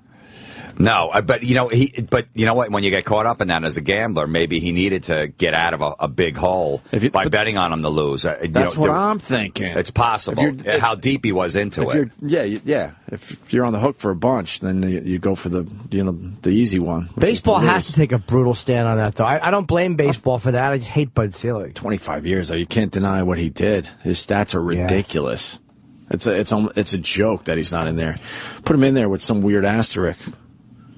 Give him the mark of being an asshole or something. I don't know. But those Hall of Fame voters are these old fucking cranky guys that just they hate anything new, or God forbid these guys hit more home runs. Oh yeah, Willie Mays hit them, and they hate those old records are sacred to them. And I learned something from Pete Rose because I was trying to defend him a little bit. I said, and with all the steroids and the stuff these guys did, they're still beating the shit out of you. And he goes, I gotta correct you. He goes, no one that did steroids is in the Hall of Fame yet. That knowingly did it, right? No one ever got in. I was like, holy fuck! I guess you're right about that. Although some of those guys that are in, they probably did it, but there's no proof like there's no proof. Yeah, there's no proof like there is now. I did not realize that. No, there's no. You got all those guys like McGuire and Bonds and all Clemens and Sosa. None of those guys are in. And that is a bunch. Like even a guy like Jeff Bagwell played for the Astros. Right. Hit 500 home runs and was. I'm pretty sure he hit 500. He's a guy that was never linked to steroids, but just that he played in an era, he's not in the Hall of Fame yet. And he's the guy that should have been in, but he was never any rumors or anything like that. But they're getting to the point where all these guys, like Gary Sheffield's going to be up next year, I think it is, and he's another guy. How many home runs? He hit for like 520. Okay. But he was kind of linked to Bonds. He worked out with him, and he said he took some amphetamines or something like that, but not steroids. Right. So he's another guy that's not going to get it. Like a guy like Jim Tomei, who played in that era, hit over 600 homers. Right. He was never linked to it, but I don't know if he gets Did he hit over 600, Tomei? Yeah. Tomei hit like 670. You sure about that? Absolutely. Oh, my God. Could you look the... I'm sorry. He hit over 600. I think like 610. Wow. Yeah. He was a fucking brute. Yeah, Did he miss a lot of time, too, Jim Tomei, with his back, or no? Just when he signed with the Phillies for a little while. Okay. But no, he was just a consistent guy. He was almost like a Rafael Palmeiro who, got busted at the end of his career, who just put up solid numbers every year, 30, 35, 40 homers. You know your baseball. You're pulling out names I haven't thought of in a while. Where's the home run? Yeah, Jim Tomei list? was a fucking Yeah, I remember him monster. now that you mention him. That's for sure. When he hit a home run, it was fucking horrendous. A good shot. He used to kill the Yankees, right? Tomei, when he played with Cleveland. 600 and, what does that say, 12? Yeah, 612. So, yeah, Florentine was right on What's that. the record? That was 60 something? Bonds has 762. Hank Aaron has 755. Yeah. Oh, so he was 150 shot. Okay, that's still a lot over 600. Should be. Well, they always thought A-Rod was going to hit 800. Yeah. What's he at? He's at 6. He's in the 6s. He's at like 630, something like that, 620. Yep. Will he get in the Hall of Fame or no? No. Oh, God, no. No, that's one guy. The Bonds will get in before him. The press hates him so much that... It's going to be interesting. Yeah, but it shouldn't be... If you hate the guy... whatever. It's ridiculous. Well, what did Pete Rose say? It was Craig Biggio or something missed it by one vote, and there was some writer that sent in a blank ballot. He didn't vote for anyone. But that guy shouldn't be Pete allowed Rose to was vote. telling us that. Yeah, and Biggio was a singles hitter. He had 3,000 hits. He should be in. Right. You get 3,000 hits, you should be in. Maybe not the first year. Right. But he's got to be in. Yeah, that's pretty impressive. To say the least. So Yeah, and Means a lot he to those wasn't a guys. steroid guy when you're hitting singles. right.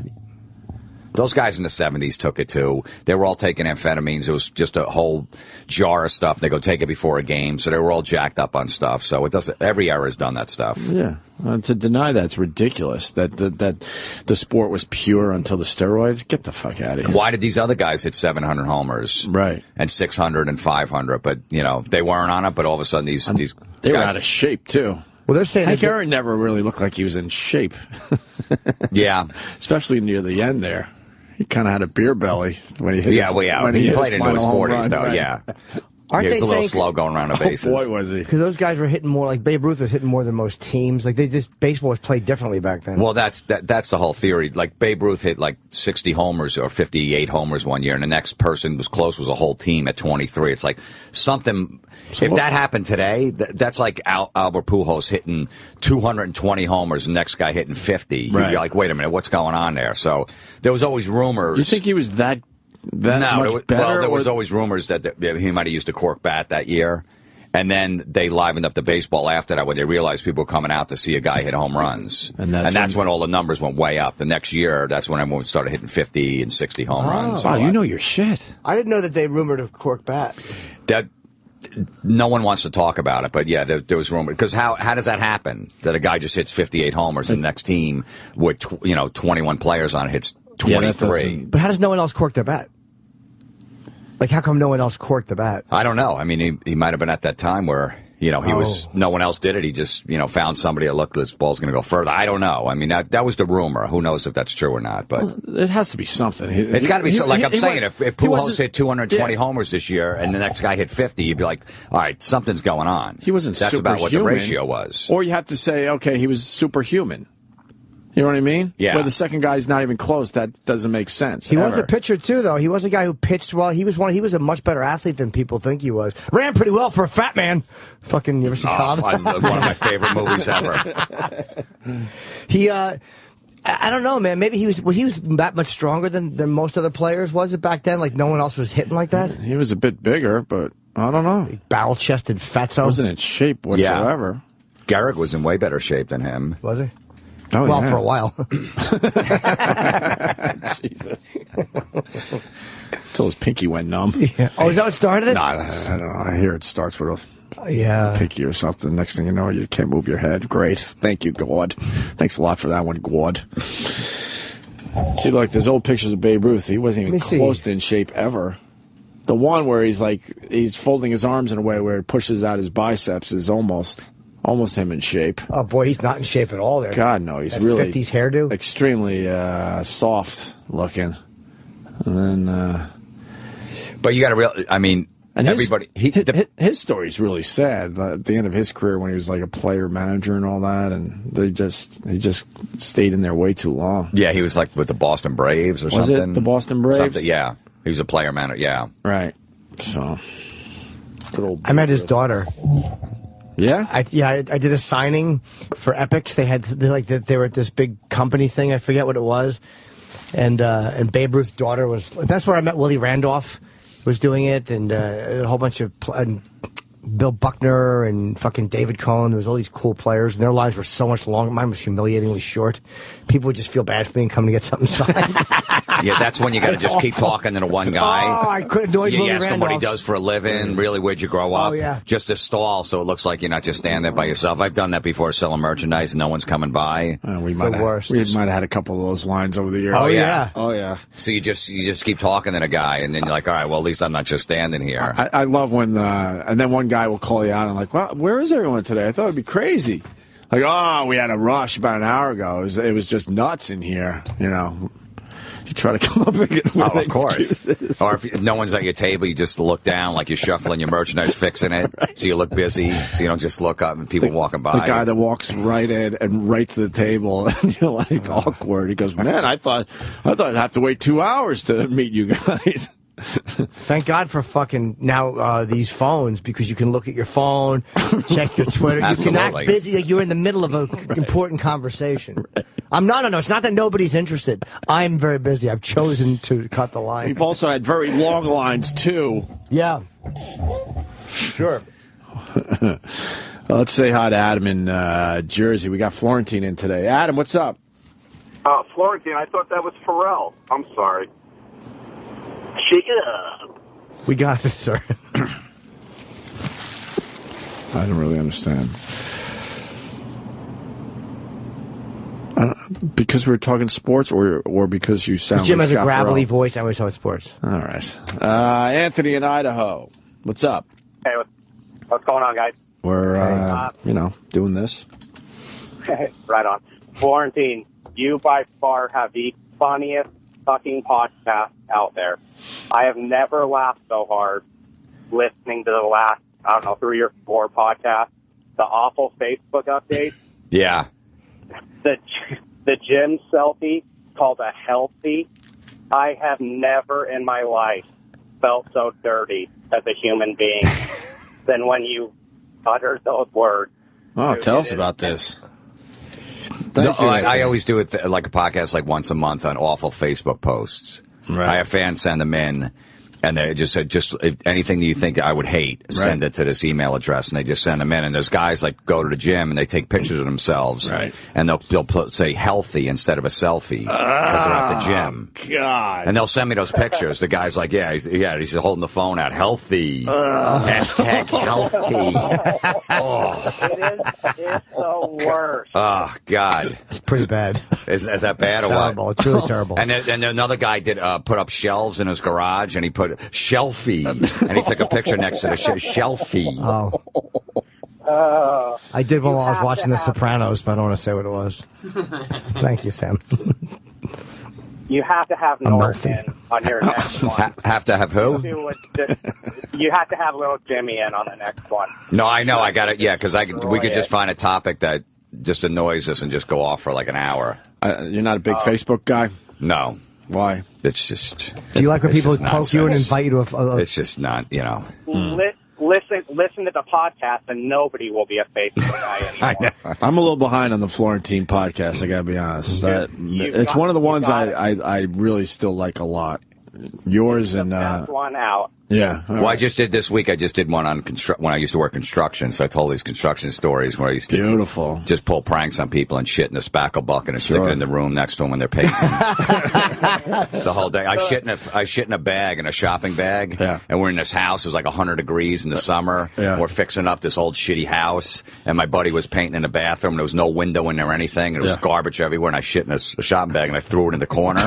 So I knew he was going to be painting in there all day. He's like, it fucking reeks in here. I can't be. I'm like, when I walk in, I go, I don't smell nothing. I bring the other guys down. You smell anything? Like, no. They knew what I did. Yeah. And he's in there, and every 20 minutes, fuck! This is fucking bullshit. It fucking stinks in here. What stinks? And then at the end of the day, he found out that I shit in the bag. My brother was the boss, and he had one of those old shitty work vans, and there was just shit everywhere in the van, and I shit in a paint can, right? And I stuck it in his van, like in the middle, underneath everything, and he's driving around with and there was no air conditioning in the van. It's the middle of summer, Christ. and he's like, what the fuck is going on? There's shit in here. He finally found it, went to fire me because I shit in a paint can. Did you leave the can open, or did you? I left it open, of course. Oh, yeah, it's going to ruin the joke if it's not open, right? Of course. I was wondering how that worked. Whoa. All right, Anthony in Idaho. Thank you, sir. Right on. Thanks, guys. All right, let's say hi to Terry in Beacon, it looks like. Terry. Hey, boys. Hi, Terry. This is turning into a Florentine love fest. Florentine, we were at your Unmasked with Ronnie B last week at the stand. Yeah. I tell you what, man, you fucking killed. That was phenomenal. Yeah, Ron said that was great, too. Thanks, man. It was a lot of fun. Yeah, he just said, let's go tell some funny stories. A lot with you, Jim Yeah, he Norton. told me that. Yeah, that's what he was telling us yesterday. Yeah. I told those story about Jim jerking off my backseat in my car when I just got a new car and his dick's out. That red car? Yeah, he's arguing with me as he's jerking off. And I said, at that point, I should have just said, I don't want to be friends with this guy anymore. It was just you two? No, Bob Levy. Bob Levy. In the front seat? Yep. And Jim was in the Well, back. Why would you jerk off like Dude, that? it was the first time. We told the story. So weird of me. I'll tell you why. I don't understand. We had done a gig. It was in Connecticut. And I remember it specifically because it was the first time I almost got laid from comedy. It was... there was a girl, she was maybe a 3. Yeah. Remember we were at the table with all of her brothers were hanging out?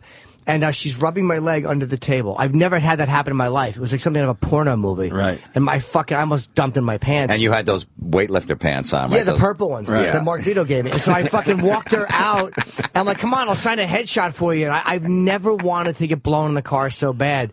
But as I'm walking, her brothers are at the door. And I knew I didn't have pictures in the car, so I just made like I was going to sign. I'm like, oh, I can't find them. So I signed a napkin and walked her back. I was so out of control. I mean, I was 22 or 23 at the latest. I mean, I made 22. Yeah, but too old. All right. But I was too old to be jerking off in front of your friends. But dude, I was in the back seat. It was pitch black driving home. I've never had.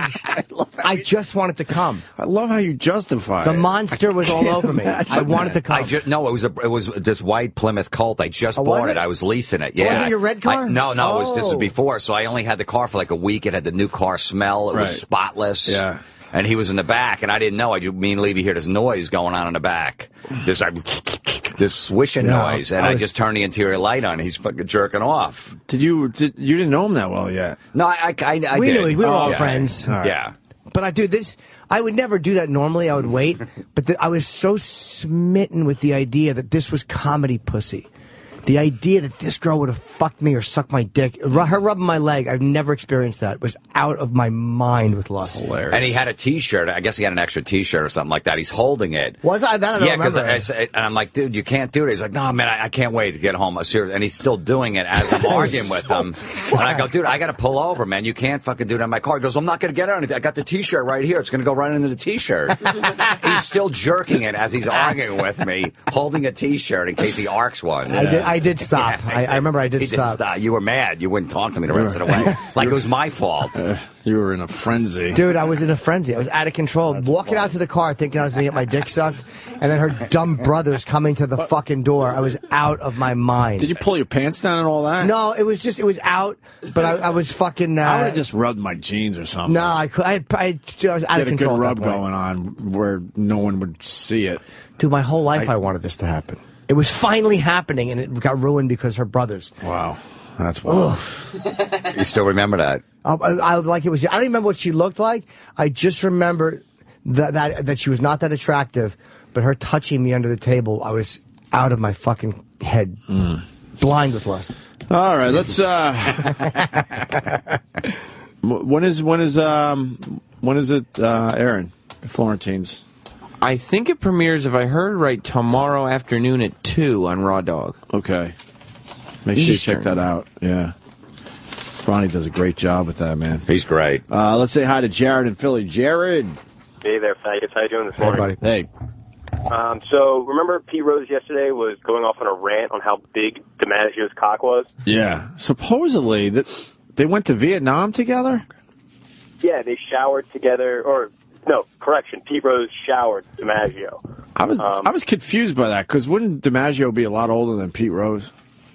Yeah, I don't know, but interestingly enough... Do you understand that story? Because I was... Yeah, they were going over to interchange troops or something, so it was probably DiMaggio was the older guy and Pete was the young hot player or whatever. Okay, I got you. All right, yeah, so then... continue there, Jared.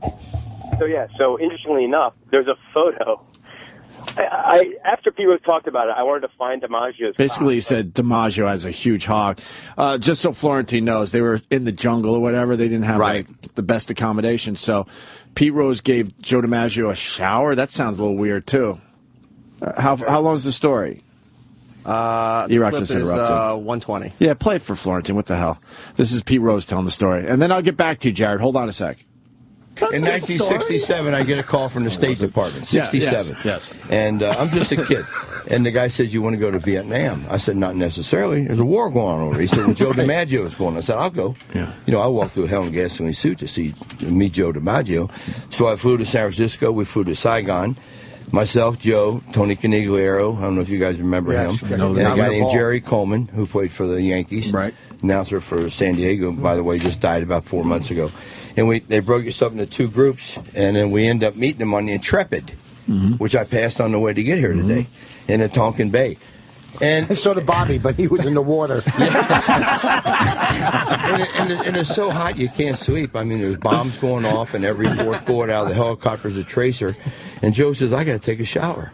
I said, Joe, we're in the middle of the jungle. It's not downtown Saigon. He said, I don't give a damn. I got to take a shower. So the only way you can take a shower is a guy gets up on a chair and pours the water, and another guy pulls the chain, and the guy underneath takes the shower. Right. I gave Joe DiMaggio a shower.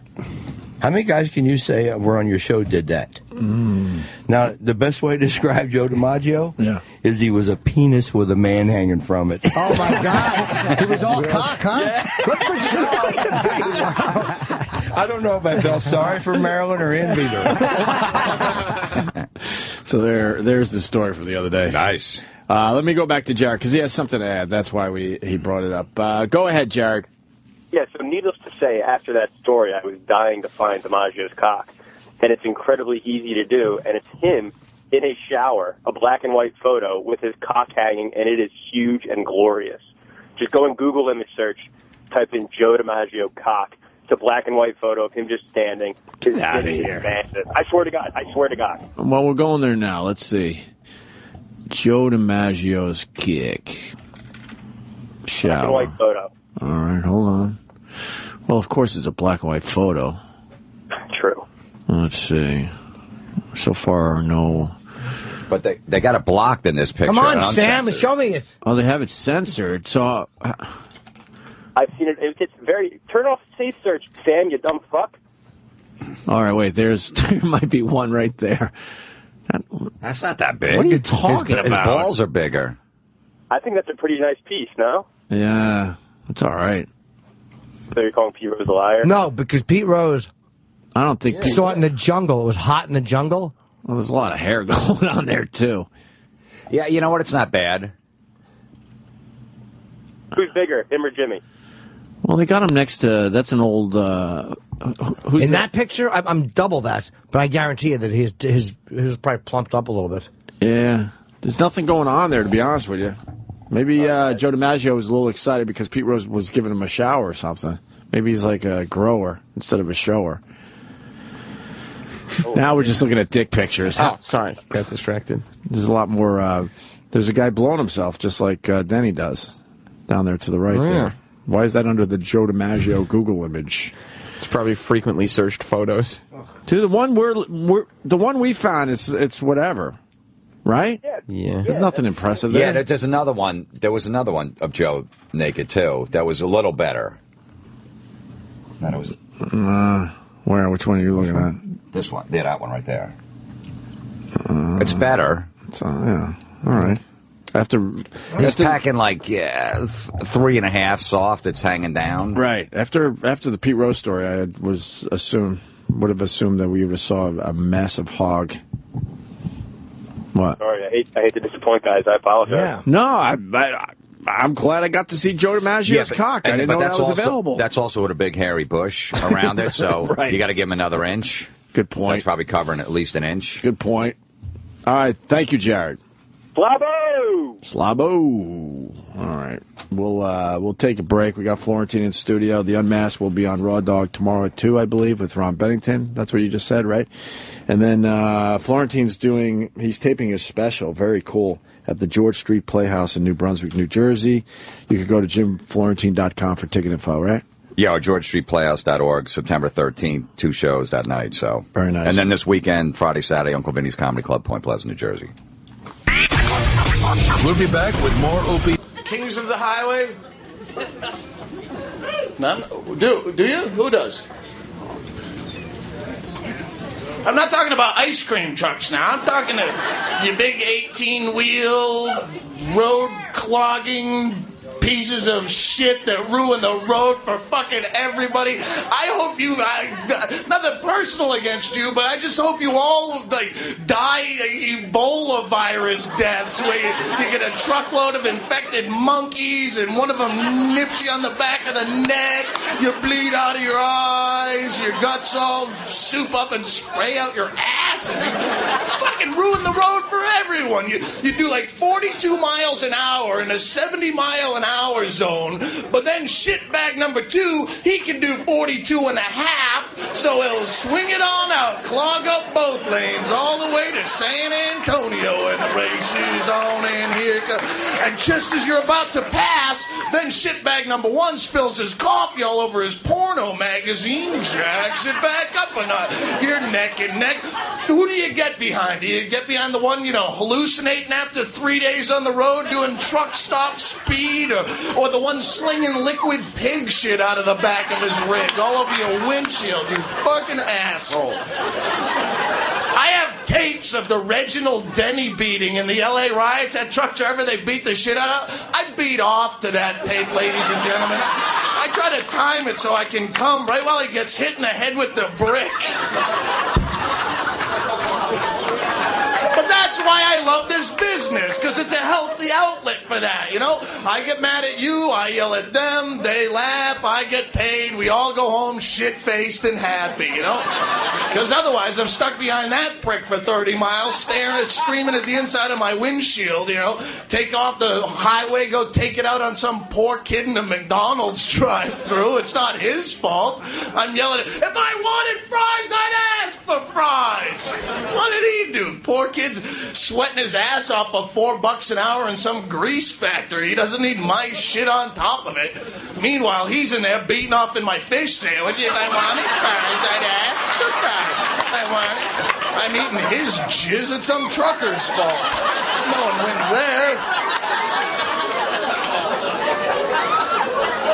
You're gonna give someone shit, just make sure they deserve it first, The boys are back. I would tell you which boys, but nobody's named this goddamn fucking show yet. What the fuck, Troy?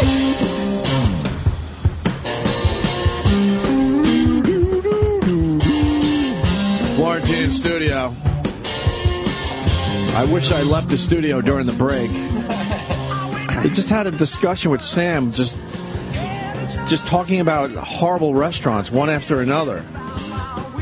Well, I love horrible restaurants. We've done gigs in most of them. The Outback, Applebees. What else was mentioned in there? Can't say it like that. What? You're saying it wrong. Applebees. You're saying it wrong. Applebees. You don't like Applebee's? No. Is that where this all started? Well, I've always had a problem with Applebee's. I didn't like their slogan. It's a neighborhood bar and grill. What about neighborhood? What about your when friends? they say? Wasn't there another thing about your friends? They say eating good in the neighborhood. Yeah, eating good in the neighborhood. No, I'm not. Why aren't you eating good in the neighborhood? The Applebee's is in the neighborhood. What neighborhood? It's off a fucking highway somewhere. It's not really a neighborhood. You know what I mean? I got neighbors. It's not next to my house. So if it was kind of in your actual cul-de-sac, it's not even a neighborhood. It? It's out in front of a hotel. That's how the Applebee's and those shitty places get business. They put them up right in front of hotels where people stay on business. Right. Where if they don't have a car, they have no place else to go. They have to eat there. They have to eat there. Yep. That's why you got a Fridays and Applebee's and an Outback right around. But don't they feel like they're kind of in a neighborhood though when they walk into an Applebee's? There's no neighborhood. Are you sure? No neighborhood. There's nothing that says I'm in a nice, friendly local joint. Yeah, because all the tchotchkes on the wall create like a fun vibe. Yeah, I know. That's real it's a nice fun. vibe, right? Yeah.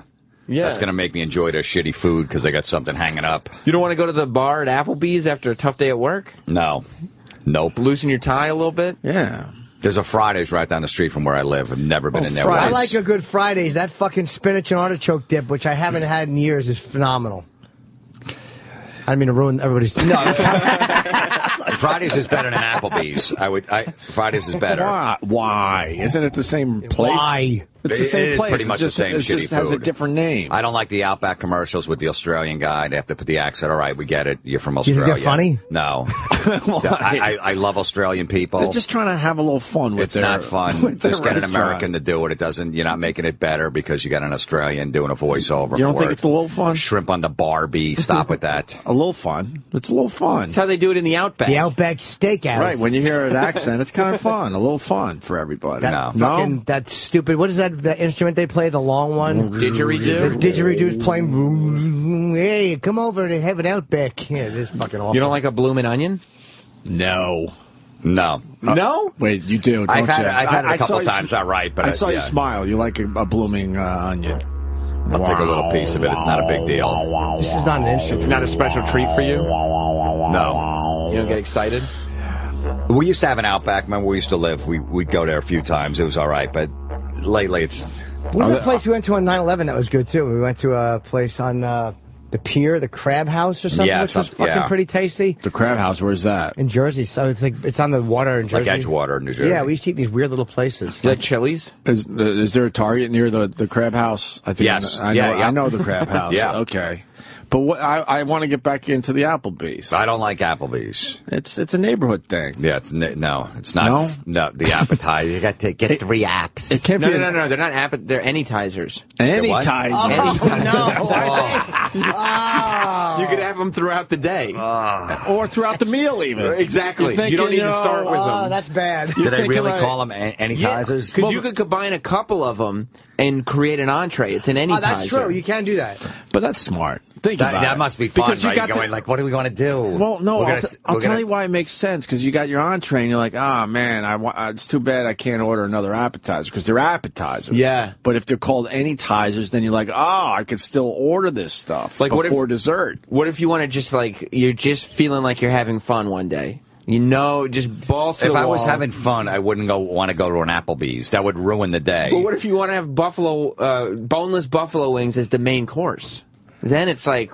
Well, just order it as an appetizer. Just say, look, I'm just going to take it. It's an anytizer. I would never say it. If someone came in and had a gun to my head and said, look, I'm going to fucking blow your brains out. Yeah. You got to say anytizer. I go, just do it. Are you one of those guys you just point at what you want? Yeah, absolutely. I'll take that. What? You don't go with the goofy names that they have to name everything? You mean the Applebee burger? No, this an thing Applebee right here. burger. There used to be. He wouldn't say when we would go to Denny's or whatever, like moon over my hammy or those things. Never. I always remember he would point out and go, let me have this one. Then they'll be like, the moon's over, and go, that one right there. What about Tutti Frutti Frutti at IHOP? That's why I stopped It was a eating Rudy there. Tooty Fresh and Fruity. Yeah, I got this that one. That was my favorite, actually, at IHOP. I did, and I would be proud. I'd say, give me one Rudy Tooty Fresh and Fruity. Yeah. You would say that? No.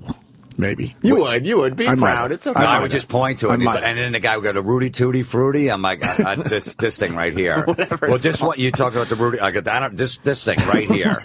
Never say he it. Would try to get you to. He tried to get you to say it because it's fun for everybody. It is. It's fun. Anytizer. I want an anytizer. What if a server came over to you and said, "Okay, can I start you off with an anytizer?"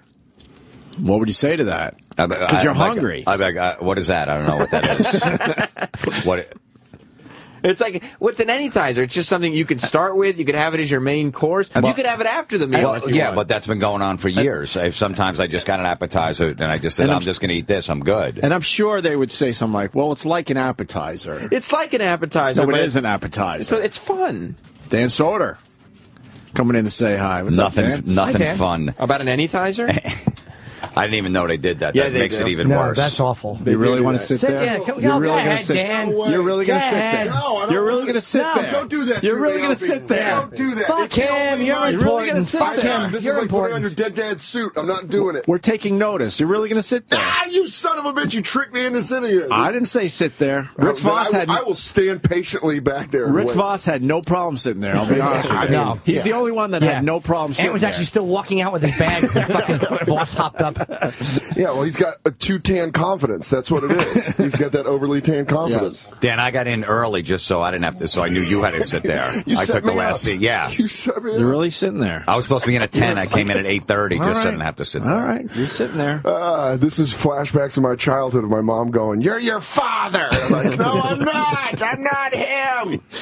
I want to just get out of the studio, to be honest with you. It's fucking. I don't want to be in the bummer. studio anymore whatsoever. It's almost like living in your house after your wife just left you. Yeah. She just fucked your best friend, and she's like, I'll move out, and you're stuck in the house with all those memories. You know what we could do to bring the vibe up in here? What? Put some like license plates and stuff like that all over the walls. Yeah, like a kayak. Are you going to try to do an Applebee's? You're going to Applebee's the studio? Yeah. Were you listening?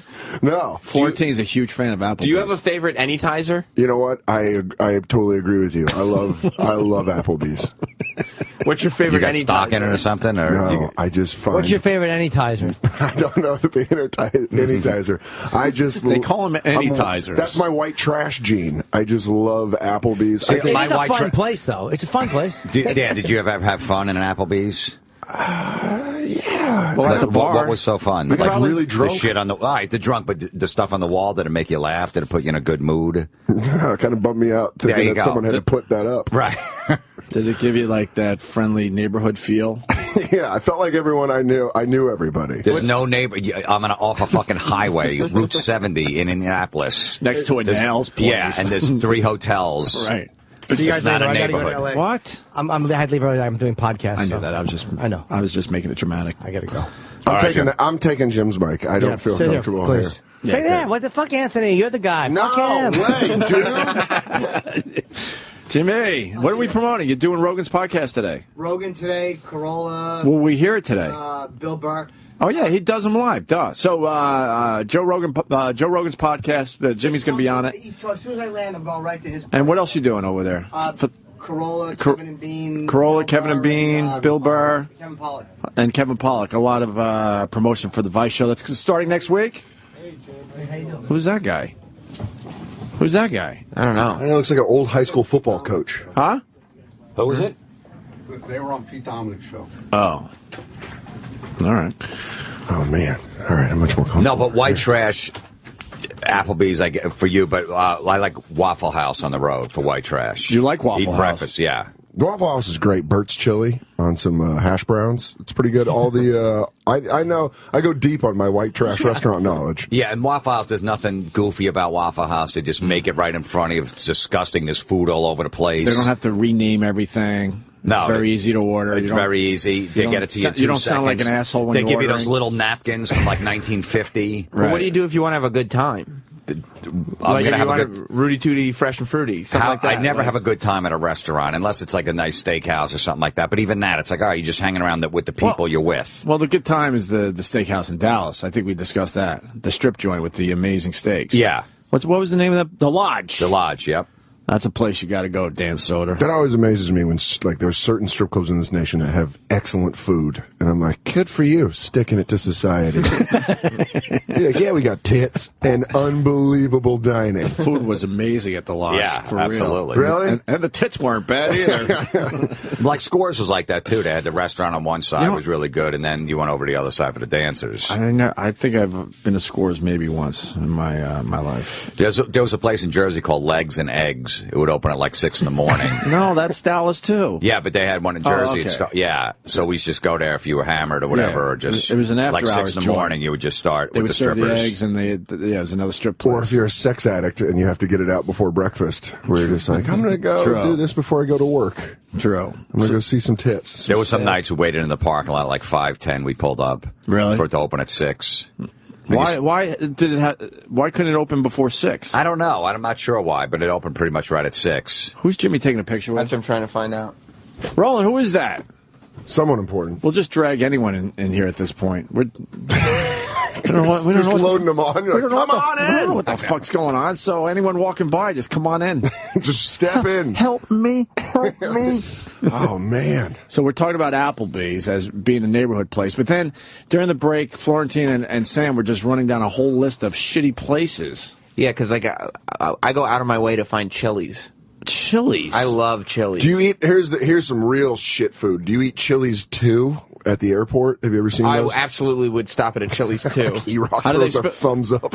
E-Rock, get in on this. Gross human being. No, I only get the boneless buffalo wings at the airport. Oh, okay. From Chili's too? Yeah, too, yeah. I'm glad E-Rock has standards. And the blackberry iced tea. Oh, good. Do they for you. spell it T-O-O? Yeah. That's the only way to do it, right? Yeah, okay, you can't. right. You can't go T-O-O. I think you throw up the number. Really make it the sequel. Yeah, that's Chili's true. has the best boneless buffalo wings anywhere. And the best spinach artichoke dip. Chili's? Yeah. Chili's. I get corn on the cob, boneless buffalo wings, and fries, and endless Dr. Pepper. Is that a package of anytizers? I guess it would technically. They'd be anytizers. Like, shouldn't people just stop going to Applebee's just because they call their appetizers anytizers? They should, but they're slathered in Jack Daniels barbecue sauce. How would he not go to Applebee's with all that delicious Jack Daniels? So you guys, I mean, do you eat at all these places on the road then, Sometimes, 14? you stay in a hotel where you got no choice. That's the only place right outside the Holiday Inn you're staying at if you don't have a car, which I never do on the road. But I would think, first of all, being on the road like you guys are would be the coolest thing ever. But probably after a few years, it sucks a dick, right? I don't mind it. You know, I get sleep when I'm on the road. Yeah, Okay. yeah, I don't mind it. But the food, sometimes you got to eat at a Subway. You got no choice, or some shit that's right in front of the hotel. Well, the other part of this was, I would assume if you are on the road and you do enjoy, like you're saying, you would like to get the local flair. Like you would like to go to the local joints. You would, but you know, like I was just in Nashville this week, and I went to all the barbecue there, Jack's Barbecue, and the famous. Well, that's a different type of place. I'm talking about like you're in Cleveland Or Tacoma. Right, Like, and find the ooh. local places in those other, like Nashville. It's a guarantee you're going to get some great local restaurants. But that's what's good about Applebee's. It's local wherever you are. It's the neighborhood bar and grill. And it really is. It can't be the neighborhood bar and grill if it looks exactly the same. But that's what I want. I like comfort. I feel comfort knowing there's a toboggan on the wall when I walk in. Why do they have a toboggan on the wall? Do you like when they put pictures up of the local high school football team? It gives me something to jerk What do you off mean? to in the hotel room. Have you never seen that in an Applebee's? No. They put pictures and jerseys up from the local high school football team. So it's like it's the neighborhood. Oh, well, I don't mind that because it's, you know, people playing high school football. You know, you go in there. Hey, Yeah. Some kid's trying to get laid, and he's like, bring some chick to Applebee's. Hey, look, my jersey's on the wall. I get that, but no, there's nothing. It's not in a neighborhood. There's no fucking Applebee's in a neighborhood. Well, wow, I want to thank Jim Florentine because now the phones are completely lit. You son of a bitch! I love Applebee's. I take my wife there every Friday. It's our neighborhood restaurant. You cocksucker! Some guys all jacked up right now because Florentine's trashing Applebee's. We're going They used to put little league baseball pictures up like back in the early '90s, and then this pedophile craze hit, and then they're like, "Why don't we stop the pedophile craze?" Yeah, the pedophile craze. I didn't know there was a craze. You didn't know that? No, It's like Beatlemania. It's more like a phenomenon, really. It never happened before '94. When was the craze? Whenever the Catch a Predator came out. That's when everyone became aware of it. 2006. Most of the people, 90% of the people that eat Applebee's are business people, have no choice. Like I said, they don't have a car. They just walk there. Or they just drive and, well, I'm hungry. Oh, I'm hungry too. Hey, all right. There's an Applebee's. You want to eat there? All right. That's it. My wife was out of town. That would be my last choice. But if you're driving down 95 to Florida with the family, or let's pull over and get something, you see, all right, there's an app. You want to eat there? I've always hated franchise places. Always. My entire life. I always try to search out the local joint. Are you like a hipster when it comes to friends? You're like, I don't like support big business. I don't support big business. I get geeked up when I see a Ruby Tuesdays. I'm like, oh, fancy shit. Well, what's the difference between Ruby Tuesday, TGIF, and Applebee's? Ruby They're pretty Tuesday's- much the same exact place, Ruby right? Tuesday's a big difference. Has a salad bar. I don't know. Pretty I wouldn't goddamn even good. know this. Yeah, it does have a salad bar, and the food's better at Ruby Tuesday. It absolutely is. Yeah, Ruby Tuesday's got good hamburgers and turkey burgers. I'll And give them that. Excellent sliders. Love the sliders. Enough with the sliders. Yeah, I know. I So guarantee White Florentine Castle hates started the that year, so slider. it's like, all right, everybody's got to have even the comedy clubs have sliders now. It's like, stop with your fucking. You want a mini burger? You want a brisket slider? But on the menus in the comedy club, they put openers, because that's the appetizer. That's fun. And then features is I the get it. entree. That's good because it'll start you laughing before the comedian even gets on stage. What's the desserts? Encores. Yeah, which no comedian does an encore ever. Right. You know how arrogant of a person as a comedian you have to be like, I'm going to go give him 15 more. I know. You just did an hour, you I'm now asshole. going to give them Stairway to Heaven. Guys, I know what jokes you really want to hear, and I'm coming back to play the hits. Right.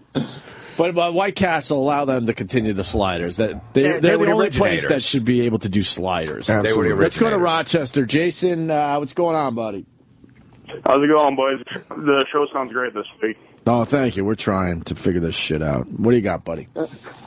I'm a huge fan of Florentine's podcast. I love one about corporate slogans because it pointed out on every Dunkin Donuts at gas station, they'll be like, tweet your Dunkin moment, hashtag wake up with Dunkin. And What kind of moment could you have with a Dunkin Donut? Nothing. A Dunkin moment. I don't know. I would see how many I could put on my erect penis. I would start there. Would they accept that as a Dunkin moment? Their sugary coffee. But what about like I when hate you their coffee. when you get Their to coffee's that? horrendous, and How about that? America runs on Dunkin'. No, it doesn't. I hate D&D's coffee. That's the only coffee shop by me in Queens, and it's all these Indian ladies that run it. And I tried switching to green tea instead of drinking coffee, and they looked at me like I was the biggest pussy. Every time I come in, they'd be like, "Do you want coffee?" And I'd be like, "Can I get a green tea?" They're like, "All right, green tea, 2 honey." And they're like looking at me like, "This faggot wants a coffee." I was like, "I just want to be better. I want to heal my fucking acid reflux." Oh, their coffee's horrible. Yeah, my friend said it's the donuts best. are horrible. I don't like Dunkin' Donuts. You don't like the donuts there? No. Are you not a donut guy? Not really. I like Dunkin' Donuts. Oh, good, right? So you're coming around. Let's high five. You're getting on that over one. your childhood ketchup. You No, like ketchup, but no, I like ketchup. You're not going to turn me on ketchup, but donuts, I'm over. I'm Yeah. done with donuts. Even There's the other frosted things ones? to have. they're done. I'm done with that You shit. don't like any donuts or just Dunkin' Donuts? Any donuts. Why? I'll get like Great. I'll get a pastry, with something inside, but I don't need an actual donut. I don't like where this is going. I don't like no. So you go to like a party where someone buys like like 12 donuts, and you're like, oh, cool, what's in here? And I smoke a lot of pot, so yeah, I do. all right, well How about cupcakes? Are you over cupcakes? never liked them. Oh, man. I used to eat those Yankee Doodles. Remember those? Sure. They came in a 3-pack. So does nobody brings like munchkins to the comedy club? No, but my wife will get my son like those munchkins from Dunkin' Donuts That's on like okay. Fridays or whatever. Because he's a kid. That's He's a kid. okay. Yeah, he eats those. You don't My little kid enjoy them loves with all them? that shit. You don't enjoy them with them? No, I want to throw them out as soon as I see them. But cupcakes are all the rage. They really are. It's like a piece of cake if you really think about it. I'm doing a Seinfeld thing now, I guess, but it is Cupcakes? Why are it's cupcakes? just a piece of cake, really. So know, like a so good you might go cupcake? home today and eat a cupcake. I might still do a cupcake. Seriously. Just peeling one that- softly. He's like, I do like these. There might be a Magnolia's Bakery in my neighborhood. Crumbs sucked a dick, though. They were horrible with their cupcakes. I'm glad they're out of business. You have a lot of cupcake knowledge. I do. For someone that hates cupcakes. I've been obsessed with Crumbs. I always thought they were awful. And supposedly, or did someone save their business? No, I think it's gone. But then I heard that someone was going to try to save it or something. Hostess is back, thank God. The Twinkies and the cupcakes and all they were going to go out of business, but somebody saved that company. I went old school the other day. What are those pies that you get at the gas stations? Oh, the cherry pie. The Hostess. E-Rock. Yeah, the fruit Hostess pie. fruit pies. Yeah. Yeah, my wife got me a lemon one. Ooh, That's I good. thought I was on crack after I ate it. Yeah, that thing's Holy fuck. Your sugar. I think the wrapping's made out of sugar even. Entenmann's used to be my thing. I used to love Entenmann's. Oh, no. Yeah, me and Aunt talked about it all the time. The original coffee cake. I'll eat. Yeah, that was good. I'll eat the whole box in a weekend, no problem. I just keep cutting off slivers. Yeah. And I figure if they're only little slivers, I'm okay. And by Sunday, the whole thing's gone. What about Entenmann's Pop-Ums? What the I hell don't are even know what those? that is. It's like little donut holes, but you just pop them in your mouth. So they're like just, munchkins. but they're called Pop-Ums because you can just pop them in. Well, you could pop in anything in your mouth. When you eat anything, don't you just pop it in? Yeah. Well, man, I guess, but these are just you just take it and you just pop it in. I don't know. What about a good? How about no. a good Olive Garden? No, never been an Olive Garden. You've never been? You're I don't missing like- out. The Olive Garden and what's the other one? Carrabba's are the same Oh, yeah. shitty like Carrabba's. Italian food. Carrabba's, whatever Outback it is. owns Carrabba's. I might do a good Olive Garden every once in a while. Yeah. If there's an Olive Garden in like the hotel parking lot, I'll be like, Well, you got no, when you, Yeah. it's either that or the Applebees, so you have to switch. But then I pretend that I don't have an option. There could be like another restaurant close by. I'm like, I'll just do the Olive Garden. I used to go to Pizza Hut for their spaghetti when I was really poor. Loved it. Pizza Hut used to have a great salad bar. Yeah, I would get the salad bar, and I would actually get their. I never liked their pizza, but I liked their spaghetti, which no one ordered. It was always a pain in the ass when I ordered it. You're the only It was on the person. menu, but 99% of the people went in there for the pizza. So you look at a Pizza Hut now, you're like, who goes there? Like, every time you see, like, how are they still open? Like, there's so much better pizza. Especially where we live. You know, maybe there's places out there that don't have a choice, but. There's nothing better than telling a native New Yorker that you ordered Domino's and they just lose their shit. But Domino's, they still do a good job. It's a good hate eat if you really hate yourself and you're just like, I'm going to punish my entire body. You got to go to Pizza Hut because now they have Wing Street. What's Wing Street? It's buffalo wings. They say only at Pizza Hut, Wing Street, where you can order all kinds of different wings. Why Wing Street? Why street?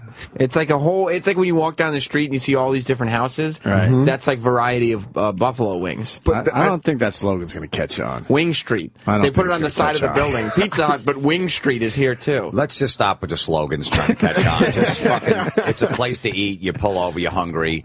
You know, the Radio Shack tried to call it the Shack. Right. Yeah. Did they? Yeah. They were trying to change it. They're going to go hang out at the Shack.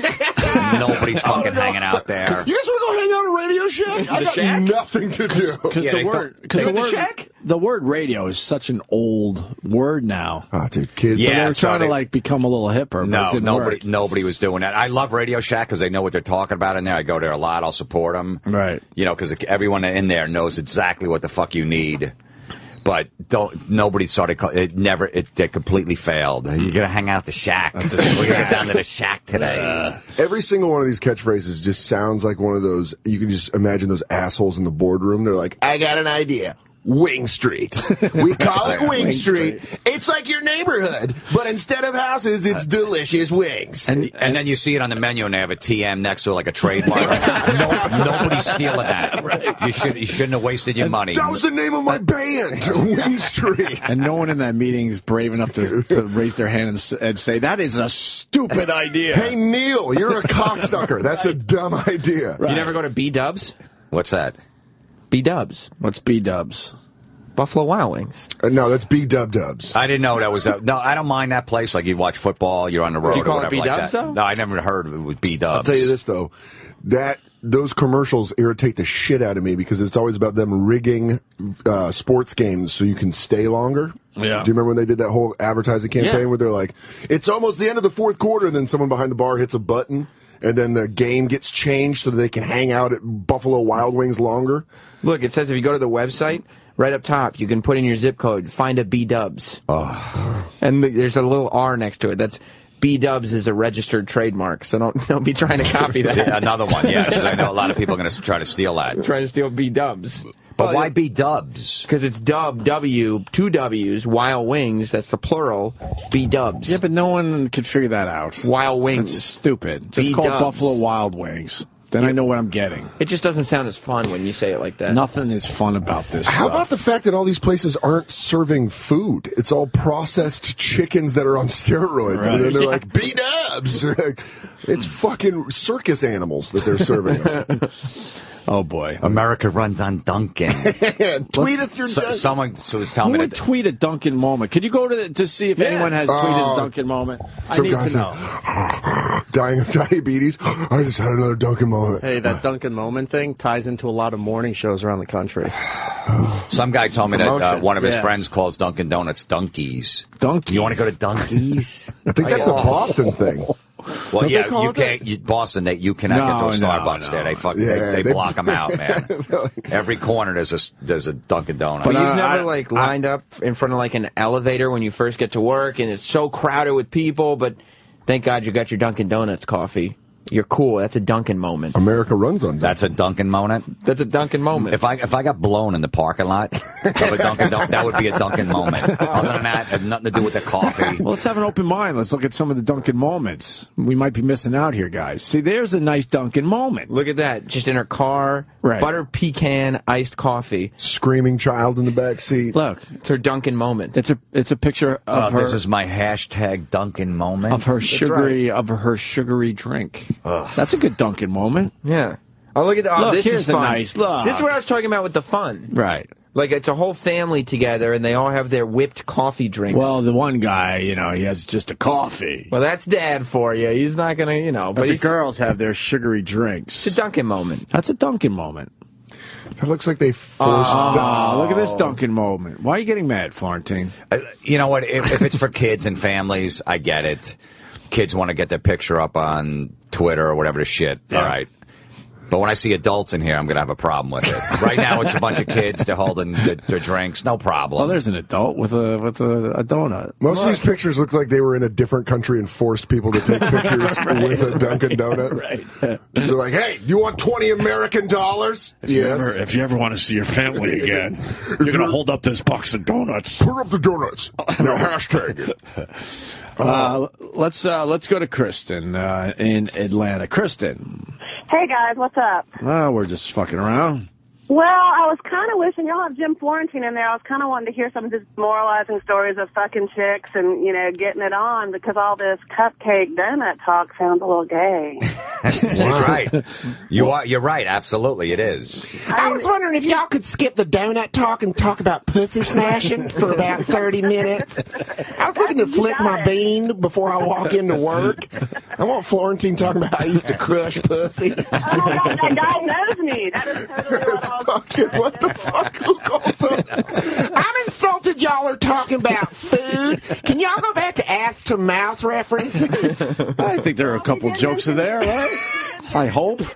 Parking lot. All right, we'll get some and getting that chick's blown calling up, stories. so like, I want to hear some fucking stories. Usually the girl's like, what a slob. She's like, like with the Penthouse letters where you're like, who the fuck wrote these? It's chicks like that. She's like, Dear Penthouse, I took on a whole basketball team I saw in Applebees. If the girls are begging for this, you can only imagine that the guys are driving off the road with this talk. Well, I love that she said this. You guys are kind of gay for talking about we admitted donuts and stuff like that. You want to hear sex stories. What about a nice red velvet cupcake? Isn't that the sexy of the cupcake? Red velvet. It's all the rage. You put red velvet in things, and man, they'll line up. Right, Kristen? Red velvet does sound Maybe put a little red velvet in your pussy. Yeah. And then we can bring the two together, and then we're talking. With a cream pie. Just smash cupcakes into your hole. She just said the scariest two words in sex. What'd she say? Cream pie. I'm not coming in you. You just made me wince. I'm like, ugh, pull out. I'm just helping y'all head in the right direction. Thank you. We need that every once in a while. Did you ever have a Dunkin' moment? Let me go to San Francisco, the hometown of Dan Soder, I believe, right? Yeah, that's where my dad's from. But you did a couple years there. Yeah, I did a stint there when my parents split up. David, what do you got, buddy? Hey, what's going on, guys? Hey, You're saying Applebee's is making me sick. Hey, Jim, when you're driving in your car and you're behind a car that has a sticker on it, it says Stanford Mom, Berkeley Mom. Like, they actually are going to the school. What do you think about that? You could enjoy a good bumper sticker, right, Florentine? What's the bumper sticker? Like, I don't know, my kid goes to Stanford, right? Something like that? No, it says Mom. Stanford Mom. Oh, Stanford Mom. She's a little proud. She's proud.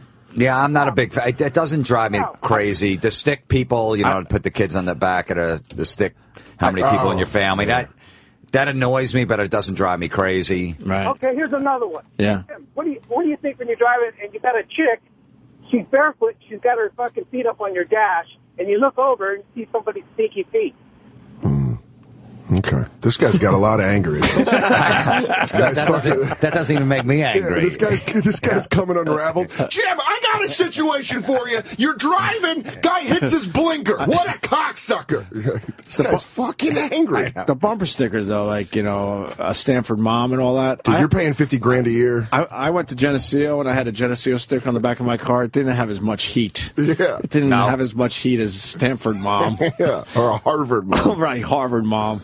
My son goes to SUNY Albany.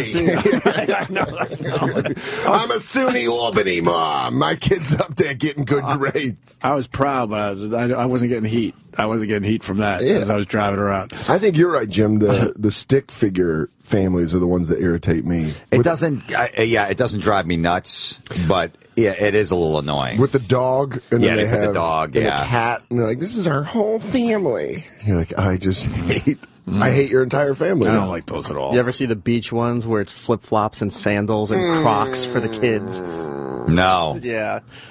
That would bother me. Yeah. Let me. You don't like Crocs? For kids. What about like a dog? My son wears Crocs. It's great. They slip right on. It's perfect. There are people outside, though. They're comfortable. They're not comfortable for what? For who? We're adults that are walking around all If you're day. going to the beach for the day, I guess, right? You want to go to the parking lot. You don't want to fucking walk on the pavement. I get it. Right. But what wear if you Crocs take or off your work sandals. shoes, and that way you can walk around on the street when you're out of the office? You put your Crocs Yeah. on. No. You want to walk down Broadway in a pair of Crocs? Not really, but they are you good said- for the beach. But, I mean, you got a young son as well. I mean, how great is that? Instead the of putting greatest thing ever. Putting shoes on them and tying their laces, oh, what a fucking nightmare. Slip them into some Crocs and you're ready to roll. Look at this picture of Steven Tyler. He's wearing his Crocs. You're cool like Steven He's allowed Tyler. to. Yeah, he that's can do right. whatever he wants. Yeah, If he wrote Dream On. If you We'll beat give him a heroin pass. and you write classic music, Right. you get to wear Crocs. Yeah, Sweet Emotion, okay, you're allowed to wear Crocs. I feel like I want to call Jim every morning with like advice, like Jim, I'm going to wear a T-shirt I bought at a bar. Is that a good idea? That's why don't do it. Okay. Here's the big plug. That's why Florentine's podcast is so good. It's These great. are all topics and things he does on his podcast, and he makes you look like a fool. I just did one a couple weeks ago about fireworks. There's no, to go to fireworks. You don't like displays. fireworks? No. Why? I don't like driving to them. It's fucking stupid. All right, hold on the line. I'm going to get to you in a second. It almost sounds at this point like you have tastes like a World War I vet, where you're like, I like to sit in a quiet room with a good book, a very well-written book. But when he says these things, you want to go, you're ridiculous. Yeah. And then he breaks it down, and then you feel like a fool that you ever liked fireworks. And I never had a father. Like I feel guilty now that I like ketchup. Here's the thing: I've never had a male role model, so I am impressionable in any way. Yeah. Jim could tell me like, you should stop doing this. And I'd be like, yeah, you're right. I fucking really fucked up. He brought up ketchup the other day, and I want to go, you're a fool. Yeah. And then when he explained it, I'm embarrassed to put ketchup on my hamburgers. Yeah, now. you don't like ketchup? No. He's not 8. Not a fan. Oh man, you would hate the way I eat. I dunk everything in condiments. I love ranch dressing. Oh, yeah. Well, what do you use the ranch dressing on? Like Everything. I'm white trash, man. I'll do it. I'll dunk anything in there. Yeah. I'll dunk Dunkin Donuts in white trash. In white. Wow. in I just ranch. found a cool hashtag. Yeah. Hashtag, how do you KFC? Nice. Oh, those commercials are the fucking worst. That Right? fake reality, like they're No. holding the camera. Now I still like a good KFC. No way, No. man.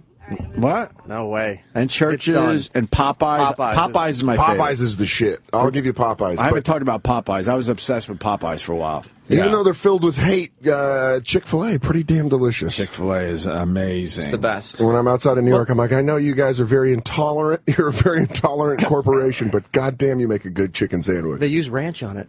I know. No, they don't. No, they don't. they Not on don't. the regular one. You have to put it on there. Oh. It comes with a pickle. Let's see how these. Wraps everything. Let's see how these people KFC, please. The hashtag is how do you KFC? I'm really With a good. swastika. Oh, dude, that's hilarious. Beautiful. I eat it while I'm hating. Wow, this is cool. Okay, you're gonna like this. This Jim. is the- Finally, I And found look, something right on the that you'll box be it okay says with. hashtag how. But look at this. It's a bunch of dudes, and they're eating KFC, and they're fist bumping. They're fist pumping. And it says Because here, it's so damn good. it says here, man up, fill up, $5. That's right. Hashtag how do you KFC? No, they stole the hashtag how, though. That's on their packaging. They just go with how. They can't steal how. It's just dudes being men. They're not showing their face. I don't know how old they are. They look like they're young. No, they look a little They look older. like high school They kids. I'm Well, going to go that's college. I think that's a wedding ring on this guy. Yeah, I'm going to So go they're college. they're men, you know. That could be fake, though. I feel like that's a fake picture. No way. KFC posted it. You're telling me there's 4 men that are dumb enough to be like, guys, I got an idea. Let's fist bump over a box of KFC. I think it's just like a natural moment. I got some chicken. Nah, it feels Well, planned. And what do you get by doing this, by posting these? Do you get like free chicken? No, just something you do for fun. How is that fun? Just sharing Like, it. but you who? know? But sharing it to who? But who else? How are you going to see somebody's reaction if you're just putting it out there? Who's it fun to? You would never fist bump with your pals as you're eating KFC? No, and I would. I'm done with these fucking hashtags What too. if it's the Super Bowl? When you got soccer moms putting hashtag my kids, I love them. No, you hashtag sure? great life. I'm fucking done with A hashtags. good Super Bowl, you're at a party, No. you're sharing some KFC, a little fist bump. Oh, this little fist bump. It's game night. KFC. Fuck all this. What do you save your fist bump It's for? not chicken. Florentine. What do you save your fist C bump stands for.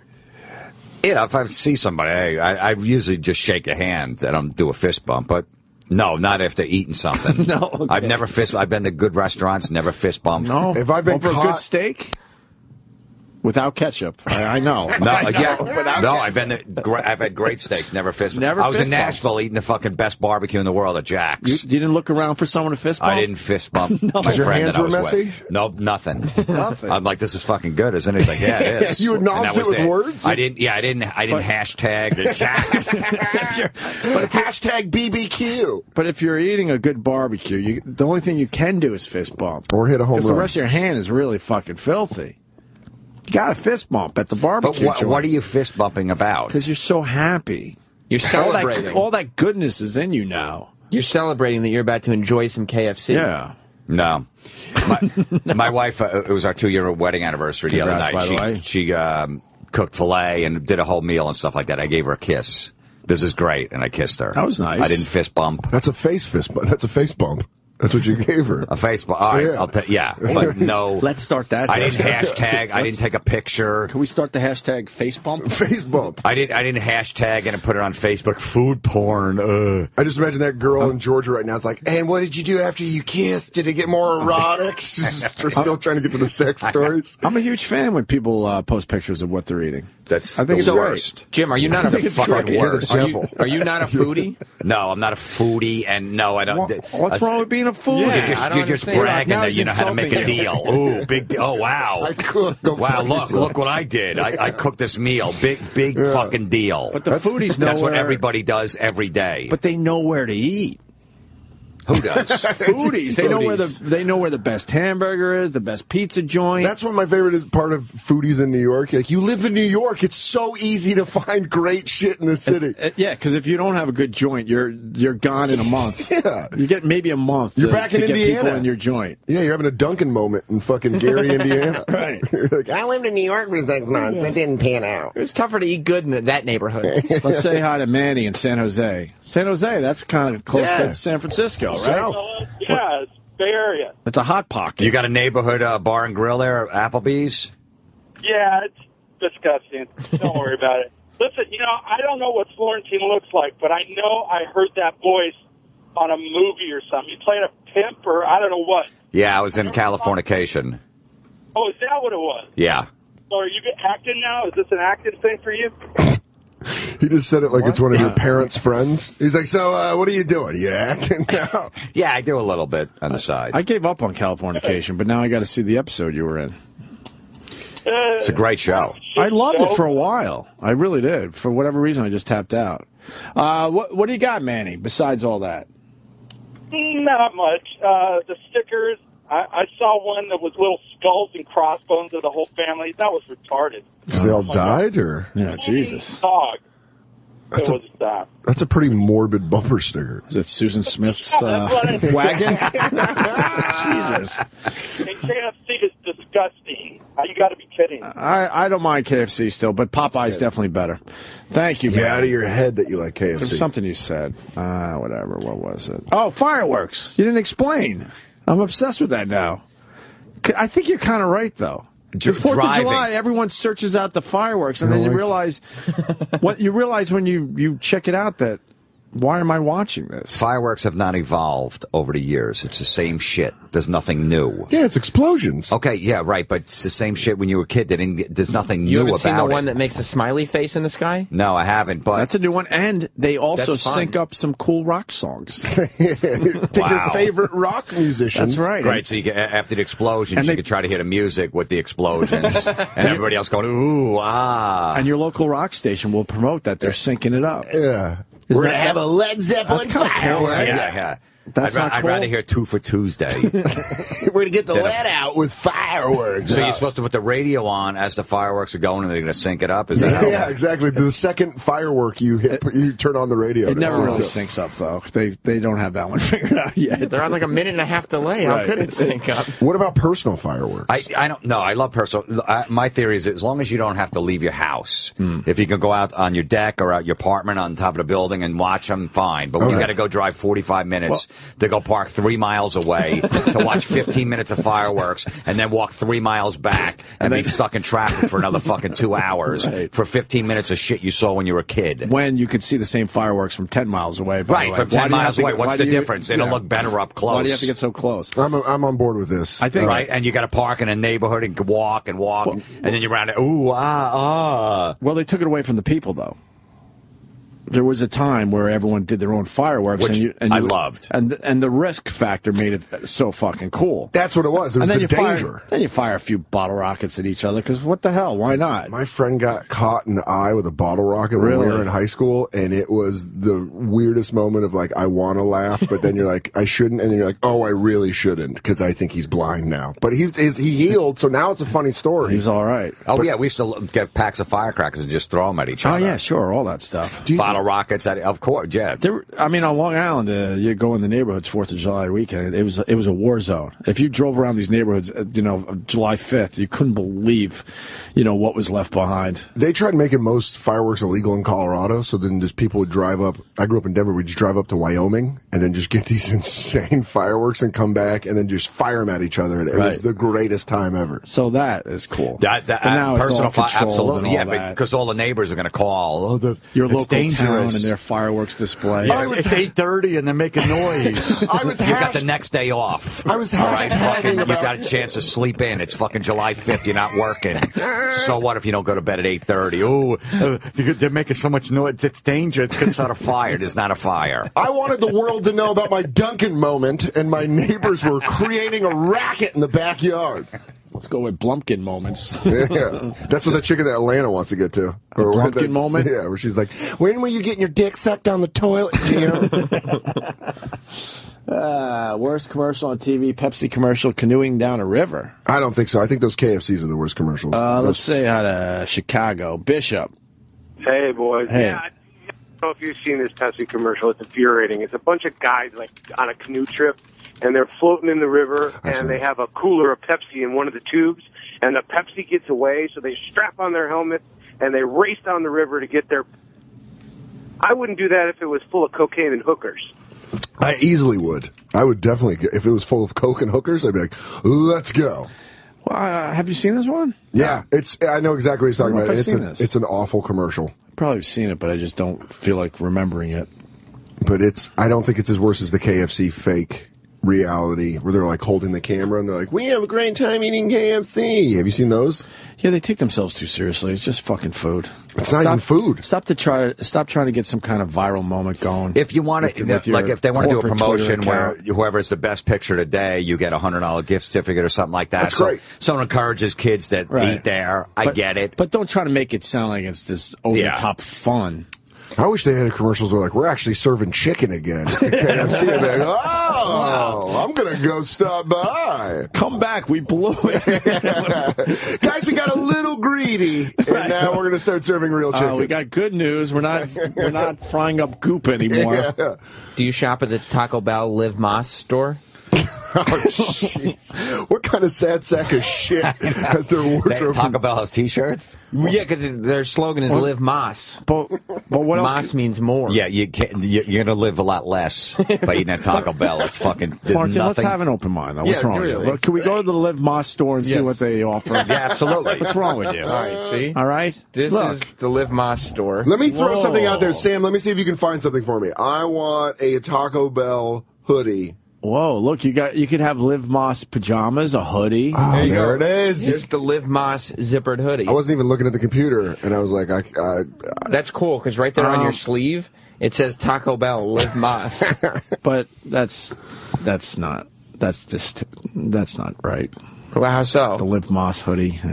That'd be funny if you had a conversation like, that's a great hoodie. You're like, thanks, it's from Taco Bell. I got it at the Live Moss store. It's online. The Live Moss hoodie. Look, I got a Slipknot hoodie, so that's pretty awesome. But that's look, if you're a kid and you eat at Taco Bell and you want to wear a Taco Bell shirt, but what about this? This one, there's a section called Just for Fun, and I know just you're for fun. Here we go. Like it's going to be fun. What's so fun here now? The foam hat. It's a Taco Bell foam hat. It looks like a taco, but it's a hat. and you put it on your head. If you paid money for that, you should be killed. It's only $15. You That's wouldn't good, know. right? Jesus, plus shipping and handling. Right. Live Moss. Know who would love that? Danny Falcone would love the. He would love it. He would love the foam taco hat. He would. He was No. texting me earlier. Why haven't we mentioned Taco Bell? And then you went right into Taco Bell. Oh, really? Then yeah. Get him in here. All right. Get Denny in here. He's the guy who He'll likes a good defend. time. He'll defend all this stuff because look, he appreciates good swag. If I took my son to Taco Bell and he saw that hat and he's like, Dad, I want that hat. That's cool. I would buy it for him. That's because you're a good dad. Yeah, but what about this grown dude on a skateboard? No, that's What's wrong with a Live Moss skateboard? Can Yeah. you get a Live Moss skateboard? Of course Go you into the can. fun section again, Yeah. please. Thank you. There's a skateboard right here. You can get a Taco Bell skateboard. The Live Moss taco. Yeah, it says Live Moss right on there. I remember when I was a teenager and skating was like super popular with my friends, and they was like, "What kind of deck you have?" And like, "Got a Taco Bell deck." I want to Live Moss I'm store. sponsored by Taco Bell. there's no way this merchandise is moving. There's no way. Yeah. It's just Yeah, but- fucking laying there. It's in boxes in a warehouse somewhere. Some guy thought, oh, we're gonna sell all the shit, and nobody's buying the stuff. And right now they're like, "Dude, we haven't moved any taco helmets. Yeah. No taco helmets." What about the beach towels that say "Make some waves"? That's kind of cool. That's fun though. There's some fun there. Look, young kids. There's no fun in it. There's young kids are the ones that are buying this shit. They're not going to go online to pay fucking $49.95 for a hoodie plus $10 shipping and handling for At the that. Live Moss They're store? not doing it. No. Dennis Falcone's in studio. Anybody sitting here? We also have Dan Soder and Jim Florentine, of course, just killing it today. Thank you, guys. I hear you appreciate some of the Taco Bell stuff. Taco Bell's great because they're up until, 3 in the morning on the drive-thru? So what? And there's always a line. You know what that's called? But that doesn't mean it's great. It's called fifth meal. Yeah. No, fourth meal. I think Fourth meal. Yeah. Fourth meal. What are you, an asshole? You know what? I'd already incorporated fourth meal into my Now dialect you're so going much fifth? that fifth. You should be more oblivious. Fourth meal is like late at night. Like you have breakfast. They're trying to promote lunch, it as your fourth meal. dinner. They're trying too hard. Yeah, they're branding a fourth You got meal. stupid Yeah. tacos, and people are going there hammered, and they need something immediately. And Listen, there you're are pretty lines. drunk. There are lines. Of course, because Yeah. the bar's just let out. It's copyright. Yeah. You know, they have a copyright on that. There's nothing else open. That's why there's Right, lines. right. If there was something decent open, there'd be nobody there. You're saying if there was any other option. And pretty much. well, any- diners. Pretty much, Diners are open. you'll eat cardboard if you have to after Yeah. the bar's closed. Yeah, yeah. You're not going into Taco Bell going, oh, I can't wait. Good for Taco Bell. They're playing to their audience. You mean for fourth meal? Yeah, they're like, "Hey, you're pretty hammered. Come on by." What do you have meal? for fourth meal? Ugh. Do you like the Taco Bell swag? I love it. I love all those. Is it called tchotchkes. swag if you have to buy it? No, it's usually in the kids' meals. No. We're That's his talking taco about helmet. the Live Moss store. No, Yeah. I wouldn't want to buy it. I like to get it for Well, free. what about if they're just giving it out? I That's understand that. This guy appreciates free shit. Let's go through every T-shirt and see if they're out of any of them. They're not. They're not. that Nothing one looks selling. really wordy. What does it say on that Well, one? this is the mantra T-shirt. In case you have a Taco Bell mantra. What's a mantra? I mean, I know what a mantra is, but what is a Taco Bell mantra? Sometimes you just gotta go there, kick up some dirt, make some waves, blaze some trails, burn up the night, be the first one to head out. What the fuck? The last one to turn in. Try what you've never tried before. Make a play and let it ride. Fake chicken. Do you feel like eating stuff that was created in a laboratory? Live your life by eating science. Because Eating science. if you never do, you'll never know. Sometimes you gotta Shit blood in your 20s. I always like the line they had. Run for the border. Dennis. Run for the border. No, Dennis. We're not I'm not done with done. the mantra. Oh, shit. Going still forever, goes? yeah. This is all on one. Exactly. This is all on one T-shirt. This is the front of the shirt. Wow. Live Moss. Is how the mantra ends. Not shit Nice. blood in your 20s. Dan. You got to end with Live Moss. I like mine I better. think we could all agree you got to end with Live Moss. Live Never Moss. seen anyone wearing that shirt. Nope. No? The guy who came up with this, like we were saying, the board meeting, all these different ones, they brought them in. How about this? How about this? Right. And they're just fucking, all those shirts are just laying there. Good news, Florentine. All sizes available. All sizes available and everything. Everything in that fucking store is all available. Yeah. You don't like the ringer tee? Yeah, I appreciate a good ringer tee. It's vintage. Yeah. Has If that it's vintage free- look? It's a cool shirt. It doesn't need to say Taco Bell on it. It's $16.99. It's not free. Jesus. It's $16.99 to Live Moss. Well, Let me see if they're out of any sizes. All right, let me check for you. How would you say- all sizes? All sizes available. There you go. Dennis Falcone? You like Cracker Barrel? You got to be a Cracker Barrel guy, right? I don't mind it. Cracker Barrel's good. Cracker Barrel's good. Just to hang out in the rocking chairs and sip an iced tea. To hang out. No. You hang out in the rocking chairs and sip iced tea? There's a line, and when you have the kids, you just make sure they're sitting there on the rocking chairs playing, Do you take a walk through the country store? I love the country store. You get all the candies in there and all the old-fashioned candy. What, a little rock candy? Yeah, you get the rock candy. Are you a fan of some rock candy? Horsehound mints or something? Maybe a little fudge? Do they offer fudge? They do. They have some decent fudge. Fudge with walnuts. You're in. Some stuffed animals for the kids. And the maps, they have the maps of all the Cracker Barrels not across the everyone country. is agreeing with the fudge thing. Wait, so you think that's fun because they have maps of all the Cracker Barrels across the country? Well, they have a lot of games and stuff you could play in there. Little board games and those little games where you put the pins in there to keep the kids occupied. Travel checkers. It's just fun. Your kid's got an iPhone. He's occupied. He's got an iPad. It's good old-fashioned fun. Yeah, but they don't understand. Hold on a minute. They didn't grow up in the 50s. They're not playing a little game you put a pin in. There's 5 guys in the studio, and one guy gave a look when I said fudge. What's wrong with fudge? I'm looking at you. I love fudge, man. I ain't knocking fudge. I like fudge with some walnuts in there. Delicious. Thank you. I love fudge. Maybe a little peanut butter chocolate type of fudge thing. I don't even know where do you even get fudge? At the fudge store, like on the boardwalk? You got to find a good general store. Where do you even get it? I don't even know. That sounds like an old man trying to explain gay sex. He's like, I don't even know where these guys get the fudge. What, down on the boardwalk with the fancy boys? They live in Moss? You got to find a good general store, Florentine. A little general store. When you go, I don't know, you take a nice ride into the country. You pull over at a nice general store and you get yourself some fudge. Or at the country store at the Cracker Barrel. It gives you that vibe. Dude, I love Cracker Barrel. If you can't find a general store, you can find a Cracker Barrel and they give you that same vibe. Yeah. Right before country store. No, I know the store and the Cracker Barrel, but I mean, is this what's America thinks is fun? Is like driving and you say, general store, let's get some fudge because we're driving. I love how he acts like he's from another country. Is this what you Americans find fun? Is just eating your chicken dumplings while you have your fudge? When I was younger and you're driving through and you see a strip club, you're like, let's fucking, you want to pop in for a beer? That was fun. Yeah, I don't know. I'd have more fun than that than buying fucking fudge. Slightly more fun than a good piece of fudge. Dan, what would you rather? A piece of fudge? You see a general store, or we have fudge, or there's a strip club right next to it. And you got time to kill. Fudge with walnuts. And you're with your buddies, and it's like noon, and you go, hey. And a good rock candy on a stick. You want to pop in for one? Can I have fudge at the strip club? There's so many options. Strip club. Fuck. There you go. Titties beat fudge. I lost them. But listen. Fudge seems fun, though. Fudge is fun. It's fun for everybody. Fun. Yeah, it's something everybody can enjoy. You cut it up in little pieces. It's a low-key snack. It is. Share with who? Whoever's in the car driving with. Yeah. Are you saying everybody else would have gone to the strip club? You got nobody to share your fudge with? That girl in Georgia's like, I want to talk more about tits. I hate fudge.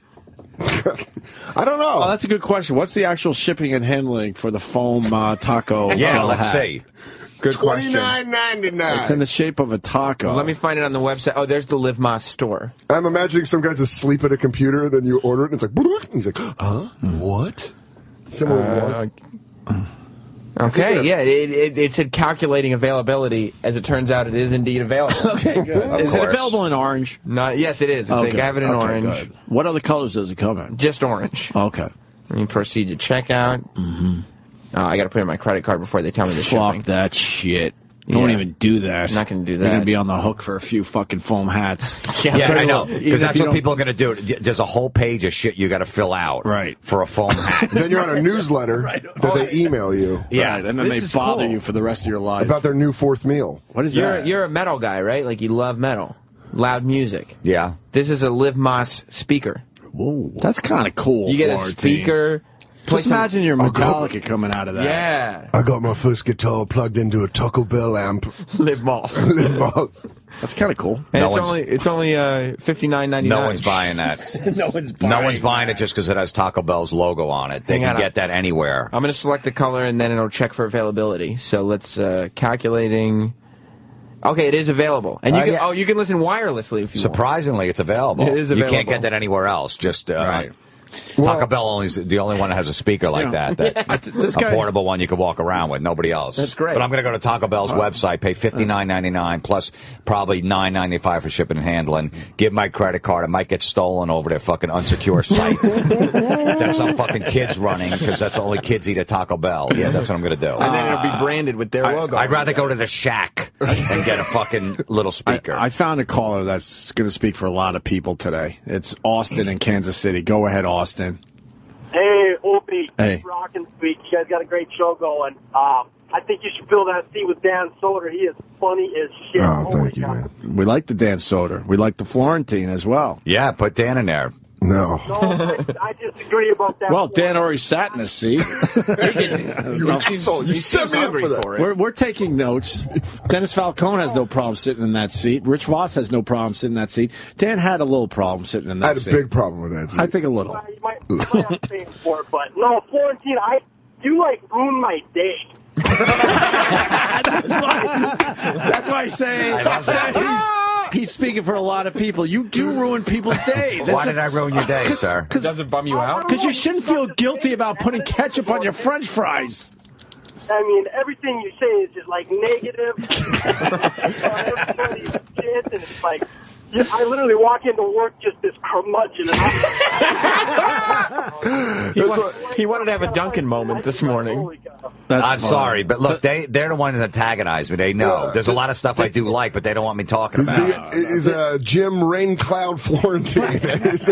I will say it again because it's a great plug for his podcast. The brilliance of it is he makes you feel guilty about things like ketchup. I don't think I'll be able to go into a Cracker Barrel with the same enthusiasm that I used to. I'd be like, my girlfriend would be like, "Do you want to play checkers?" I'm like, I don't know. Florentine had a good idea. She's probably just getting a new app on her phone. What about the rocking chairs? Yeah, I don't know. You're not fun anymore. And then I go to sit in the rocking chairs and feel like we're in New Hampshire. I don't think so. No? I don't know. Thank you, Austin. I think a lot of people would agree with you today. He's like, yeah, like Florentine's like, you know what else bothers me? Petting puppies. It's overrated. I don't know why. I love fudge. I will disagree with you about. But I think most of the things you're right. And now, but does it put you in a good mood, like in a fun mood? Yeah, fudge? Absolutely. All right, so let's say you have a terrible set. Okay. At the Improv, and you're like, fuck, man, I might get fired for the week. It was my first night. I'm like, I'm waiting for and you're miserable about it. Are you going to go, and there's a store right next to the hotel or whatever, and they're open. Is that going to put you in a better mood, a piece of fudge? Maybe. Maybe that's going to wipe out everything else, all your insecurities. Well, I'll probably do drugs after this. All right, but fudge isn't going to put you in that. You need to get in that good mood. Like, man, I got to cheer up. Let me go get some fudge. It's not putting me in a good mood, but it's nudging me towards a better mood. How much on the needle is it nudging you? A piece of fudge. I don't know, with a nice maybe walnut in it, or maybe I don't know. It's moving me. It's pushing me towards a good time. What about a nice maple walnut fudge? I mean, what set? I didn't even just do a set. I'm on cloud 9 eating all this fudge. I got a question for Florida. If you're on vacation with your chick, no one's looking. Let's get some fudge or whatever. You're on a boardwalk. You want to go? All right, we'll get a piece. All right. You sure no one's looking? None of my friends around. All right, I'll have a piece of rock candy with you. Locked hotel door. Right. What's your guilty pleasure, Florentine? I don't know. Like just something you have to like. All right, yeah. Taffy? Do you like taffy on the Atlantic City Boardwalk? A nice box of saltwater taffy. Oh yeah, taffy. You bring it back. Terrible. You go to a casino. Let's bring something home for mom. A nice box of taffy. If you want to bring it for your mom, yeah. But what if you want to get it for the ride home? Make the road trip a little bit fun. Saltwater taffy is the best. Yeah, there you go. Yeah. Do not. You don't like saltwater taffy? No. Different flavors, mint and peanut you know what? butter. I can't remember because the last time I ate it was when I was 6. So it was over 40 years ago. So I can't give you an answer on it. And next time you go to Trump's, you walk out on the boardwalk and you get a box. What's your guilty pleasure though? Like maybe an Oreo or a little ice cream at night. What do you got? I'll eat an ice cream cake if there's a birthday. I'll have a piece of ice cream cake. You have so many restrictions on delicious foods. I've never had a sweet tooth even as a kid. Like I never had I need candy. I need all that shit. You don't have a favorite cookie? No, I've never really. I used to eat Oreos with milk when I was a kid, but That's it. I never really had a big sweet tooth, though. Even like regular cake, I won't eat regular cake. If it's ice cream cake, I'll have a piece I'm just imagining for a birthday. I'll have it like 4 times a year, ice cream cake. I imagine you as a kid just becoming disenfranchised with Oreos as you're eating them. You're like, what are we really doing here, though? It's just, it's not that good of a cookie. Jim, you're 6. He's like, I don't know if I can get behind these cookies anymore. But Jim, you're 6, and he's going, I'm not 2. I ate that when I was 2. I enjoyed these when I was crawling. I'm a walking kid now. I'm already an adult. Not a diaper, for Christ's sake. You know, like the giant chocolate chip cookie that says "Happy Birthday, Jim" on it. A big giant chocolate chip. You get those? Those are nice. He goes way to the other side. That's what I love. Dennis might be the opposite of Jim, where Dennis is like, you know what I like? A nice walk on the beach with my gal and some saltwater taffy. You like a good boardwalk, huh? I like get a boardwalk, excited at a good boardwalk. I like IHOP too for breakfast. You get the chocolate chip pancake where they put the whipped cream smile. Boardwalks are fun until you realize. That's nice, right? Yeah, it is nice. You know what's... Go ahead. I was just going to say about boardwalks. They're fun until you realize it's a step and repeat, and every 10 feet it's the exact same shit over and over Right, again. a pizza place or a T-shirt place. Right, and then you think you're finding different things, and then you realize the pattern went back to the beginning, and then it's one thing after another again that you just saw. Times Square on the beach. That's what it is. Like all those I Love New York shirts. It's all the same T-shirts. It's all the same stuff, yeah. Right. But then, anyway, so you're saying at IHOP, a pancake, a chocolate chip pancake, and it has whipped cream, and they make it in a smiley face. But does that put you in a good mood when it comes to your table and there's a smiley face in whipped cream? It's cute. You're thinking way too deep into this. I'm not thinking. I never thought of it before, so I'm not really thinking way too deep in it. Oh wow, look at that smile. It's cute. You ever go to Johnny Rockets? Will you eat around it so you could save the smile to the end? Yeah, you eat around it, You just have the smile by itself on the plate. You go to Johnny Rockets, Florentine? Chocolate chip pancake, they're good. I've had them before in IHOP. You know what's great about it? But that would annoy me if a smiley face was on there and whipped cream. Well, that's why you got to go to Johnny Rockets. Because it's like a 50s diner. Yeah, I know Johnny Rockets, yeah. But but you don't get ketchup, so you don't know. If you ask for a side of ketchup for your fries, they get the squeezy bottle and they make a smiley face with it, so you could dip your fries in the smiley face. Oh, Voss would never eat that because he has to have it out of a packet. That maniac. Yeah, he'd have a problem. Going to put acid in ketchup. Right. Acid hasn't been around since '76, but he has to fry. Is that really? They put in a smiley face. Yeah, they squeeze out the ketchup, put in a little smiley face. That's kind of fun for everyone. It is fun, and then you put a couple nickels in the jukebox and they dance. It's you sound like a sadistic person right now. I know. You sound like you're real fucked and everyone says he hates everything. Well, look what's going. This is just the examples he's giving me. Like I'm supposed to like that. Well, he's baiting you. Dennis is being real. My 4-year-old. That is the problem. Yeah. Dennis is like, I love a nice smiley face. Sam's like, hey Jim, what have you ever done this? We're all baiting you, but you make a good observation. This guy is the real deal. He's like, I love a nice pancake with a smiley face on it. I'm going to do that. I'm going to take my son out to lunch when I get home later today, and I'm going to get the ketchup. I'm going to make it a smiley face for his fries that he's going to eat. I'm going to see if he laughs at that. I'm like, so what do you think? I want to see even his reaction. Like, what? Huh. Well, I just want to eat my fries. Yeah, you've been training him. No, I haven't been. Yeah, he does. He does. I'm driving. I'm like, ugh, and he's in the back going, ugh. He's already doing it. It's great. I love when you can influence your kid. It's kind of fun. Isn't it? Like, ugh. Yeah. Why don't we take a break? We're supposed to end, but we could do a little more. I think, right? If you want, yeah. Yeah. Let's. You guys, do you have to go anywhere? No. You good for a little bit? Yeah. All right, we'll do a little more. We got Florentine in studio. He's got a lot going on. He has his Unmasked with Ron Bennington. It's going to air tomorrow at 2 on Raw Dog. I'm hearing great things about it. Yeah. Ronnie said it was amazing. It was really, really funny, so make sure you check that out. And also, what else you got there? September 13th, I'm recording, film my comedy special, George Street Playhouse, New Brunswick, New Jersey. Go to georgestreetplayhouse.org. 2 shows that one night, and this weekend, Friday, Saturday, Uncle Vinny's Comedy Club, Point Pleasant, New Jersey. Maybe I'll go to the boardwalk there and get some taffy. There you go. That's fun. You should try it. You should try it this weekend. I might. And then we'll have a full report on Monday. You call in and tell us. He's a different guy. He's just all happy and cheery. Yeah, because, it's impossible to park in Point Pleasant, but I might just drive around for like 45 minutes to find a spot just so I can go to get taffy, and hopefully it'll put me in a better mood. You start that day off with a pancake with a smile, I tell you, you'll drive around. I hate taffy because it feels like at any moment you're going to pull your own teeth out. I don't It need has that. to be fresh because you're probably eating an old piece. Taffy Yeah, stupid me. Stupid me. I wasn't eating the right. I wasn't eating the right taffy. You're getting some real shit taffy. Don't bring it in my face. And Dan, what do you got? Wow, you don't have anything going on. Huh? I'm at I'm at the end of the road. I got it. I was just fucking with it. I was like, nothing going on. You got comics at Foxwoods. That's next week, though, right? Yeah, I'll be at What day Comics are at Foxwoods, July 24th to July 26th. Very cool. Okay, we'll continue for a little bit longer. Stay there. Did you ever have a Dunkin' moment?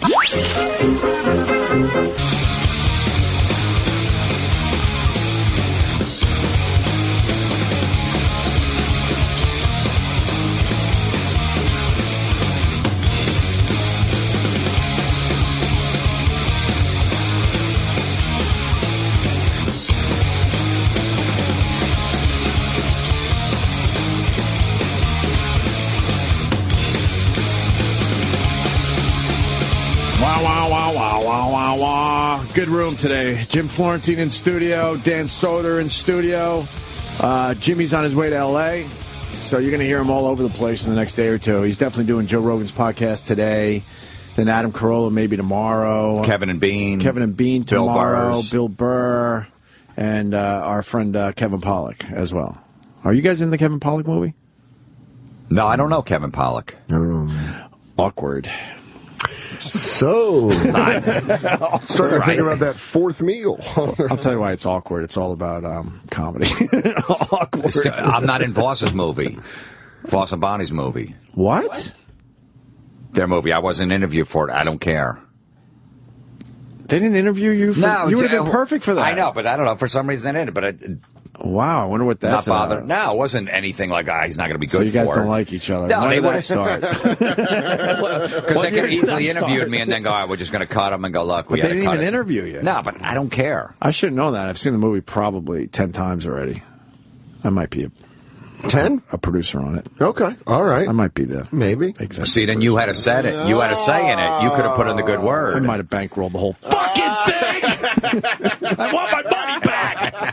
You said I was going to be in festivals, Rich! No shit. Humana. The fuck? It'll do well with It's a great movie. You know, I look like, I'm 20 in it because they filmed it so long ago. And people are going to see me on the street and go, wow, you look like shit. What No, happened I in the just last aged. year? You're really taking this Anthony thing tough. Right. They filmed the damn thing 5 years ago at this point, I think. Anyway, there were a few other things that happened during the break. I really just want to go home, but there's too much going on here. We learned during the break about the Taco Bell ring set. Jesus. People are very mad that we went to the Liv Moss Taco Bell store and we didn't talk about the ring set. What is the ring set? Well, it's like it could be a his and hers. Who the fuck would buy this? Now I see what it is. The same people that bought collectible plates. You know how you got like those rings, I forgot what they were called, where you have half the heart and she has the other half? Yeah, like a locket? What are they called? Like there was a name for them, whatever. Anyway, Taco Bell's doing the same thing here, guys, but she gets the taco. I would assume she gets the taco part, all right? Depending on how, Okay. You give her the taco. So you have the taco ring, and she has the taco ring, and you have the bell ring. Who would do this? Nobody would do that. Who would do this? I want to meet the person that does and the rationale behind it. If it's not a joke, I want to meet the person that seriously was like, this is a good... It can't be. Hold on. You don't think Can't be there's anybody one else. person that's Maybe like, one. Maybe one that his girlfriend, maybe they met at Taco Bell, so he decided to, but even that... Get that Taco Bell pussy. Even the girl has to shoot that down and go, that's fucking corny. Right. Or classless. You know damn well Kristen in Atlanta thinks it's corny. We know that. She's like, I stopped talking about food. Get back to pussy. Why y'all keep talking about food? I hung up on everybody. The phones have been lit for like 2 straight hours. I've cleared the lines because I just need to know if there's one person out there that did this. They're not going to call. I definitely don't think that's a source of pride. And don't fuck around. I really need to know if one person got the Taco Bell ring Sam, set. could you see if they're additive rings, maybe? Let me just figure. It all comes in the one size. Calculating. Yeah, it's available. They're available. Yes. Wow. Yes. Crazy. You get you get 2 rings for $25. $24.99 for the 2 rings. Oh, what's that? Is it pure silver? Dainty rings made from gold wire. Isn't that the shit that like crackheads steal out of sinks? They're like, I got some gold wire. I'm gonna make a fucking Taco Bell ring with some wire from some old appliance. Yeah. We melted down the TV. Yeah, we melted down this VCR to make these Taco Bell rings. So, all right. The other thing, save room for dessert. I was taking notes during the break, Florentine. The save room for dessert thing. You don't save room for dessert? No. I don't save. My father-in-law said it one time. Right. 3 years ago, and now all my brothers who are complete ball busters, even some of my sisters, I gave his cell phone out, and we just send pictures from any restaurant we're at. Hey, Rala, his name is, we're saving room for dessert. Yeah. And he's getting like 2 in the morning, pictures popping up on his phone. He's like, what the fuck's wrong with this family? He's like, it's getting old, the joke. I go, until the day you pass away, we're going to be doing this. Right. Yeah. It's never going to be old. That is funny. She just barrage him. My brother was in Aruba 2 weeks ago. Yeah. Hey, Rala, I'm saving room for dessert. He's just taking pictures of food, and they finished their meal. Just because he said it one time. What about when you go to a restaurant and the waitress will make sure you save room for dessert because they have wonderful desserts at that place?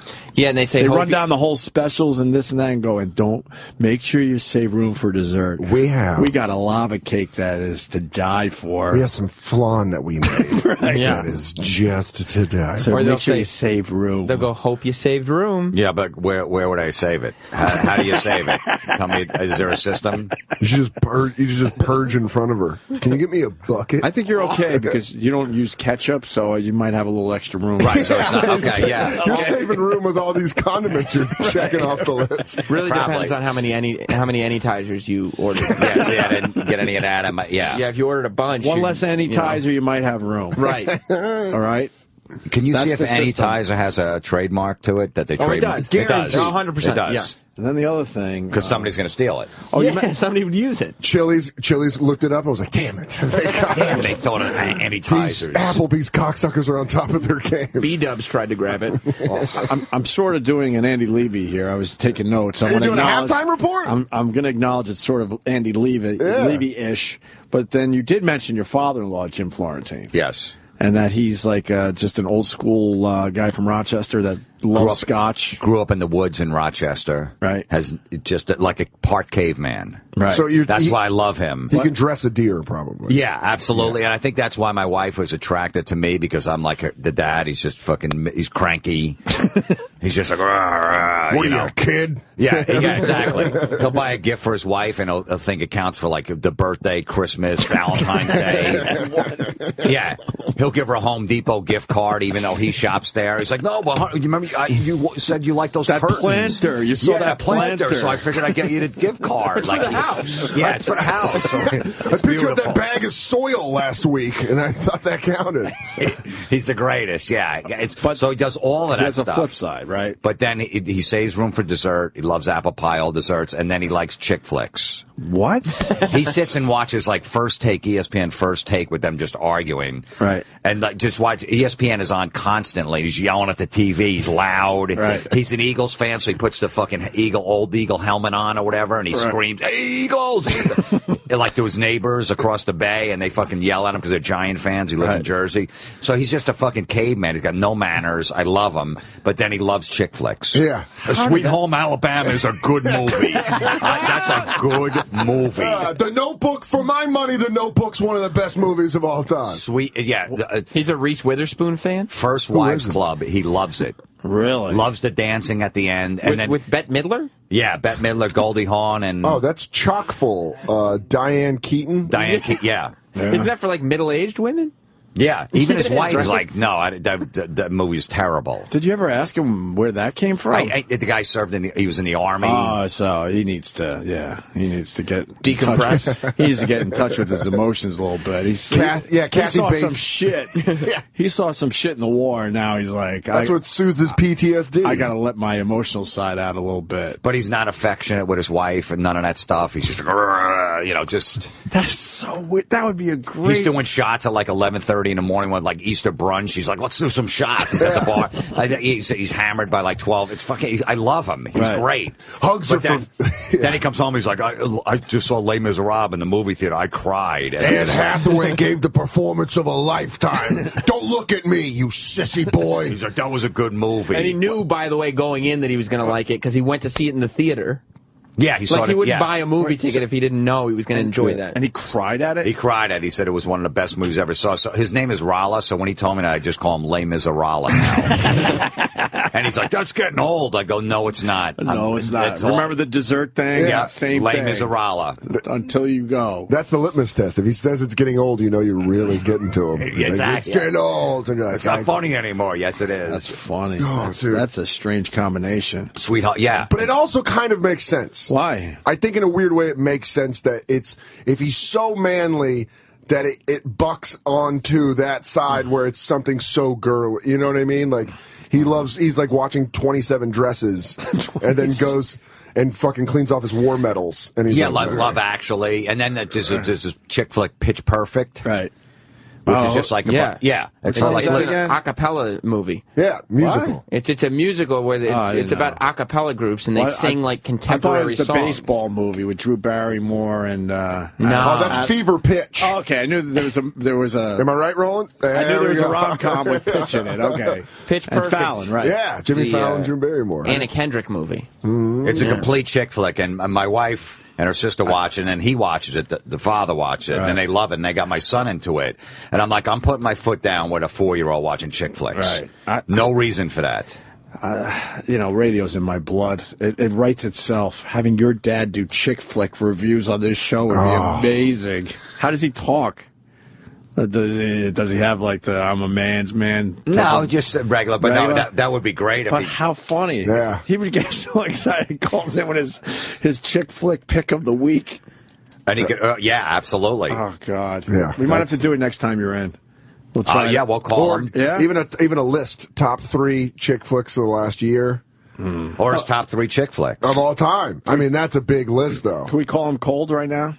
Is he around? He's not around right now. Next time you're in, next time we'll do it. Sam, remind me. Yeah. We have to get Florentine's father-in-law on the line. Holy shit, that's hilarious. From being Well, Roland likes them, too, right? You know what? You love Pitch Perfect, too? Yeah, I love chick flicks. Yeah, but he's supposed to like chick flicks. Why? That's what I don't know. He's not slamming, scotch down or any of that stuff, right, Roland?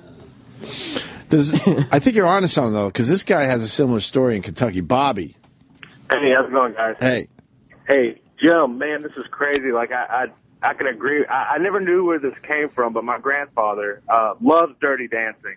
And just some horrid shit like that. And I never knew where it comes from. He listens to like Bryan Adams and just some real gay shit. I always knew, man, like he had a drinking problem when he came back from Korea. And then sobered up 2 years after he got home and then never drank a drop. And never talked about the war or whatever. Well, he had a few drinks one night and was upset because I enlisted in the military. And he told me that he was a tank driver and he was given several orders to drive through schools and hospitals and just annihilate anyone that was in his way. And it was just such a depressing story. He cried. I've never seen my grandfather cry. And, next morning he's watching Dirty Dancing and having the time of his life. That is crazy. Maybe there's something there. Yeah, there must be. That's what I'm saying. It's got to be. You're so manly and you've been through so much shit that's just that's the ventilation system. Right. Is watching Swayze just twirl around, just being like, I guess this is gonna do it. Roland's never been to war. Turns out Roland was in Blackwater. This guy's a merc. He's just been offing kids in Iraq. Step on up, man. What is your excuse for chick flicks? That's a very good question. My mom, as a kid, always took me to see chick flicks. She told me that these were action films. That you could come to the movies. So I got addicted to soap operas and chick flicks as a kid. She said they were action films? Because she said, yeah, I'll take you to see an action movie. And I go, all right. And then we see, Out of Africa and all those chick flicks. That's child abuse. Yes. You can't do that to your There's kid. no action in a chick flick except for when like Julia Roberts trips. Yeah. You know what I mean? Because they need a pratfall because there's no jokes. That's the same as leaving your car. Fucking blew it. Fuck, your kid in a hot car. Yeah, That's the movie equivalent of it. Line. Yeah, God damn it. They got hooked on All My Children. All Pine My Valley. Children. Yeah, Pine Valley and all that. Pine Valley. Yeah, that's where they all live. What other movies did you see as a kid? Every chick flick out there, from Barbara Streisand, Diane Keaton, Did you all see Meg Ryans. that Barbara Streisand? Wings? No, she did. Oh, no, was it? With Seth Rogen? She played the rabbi or something. It was years ago when Scarface came out. With Nick Nolte.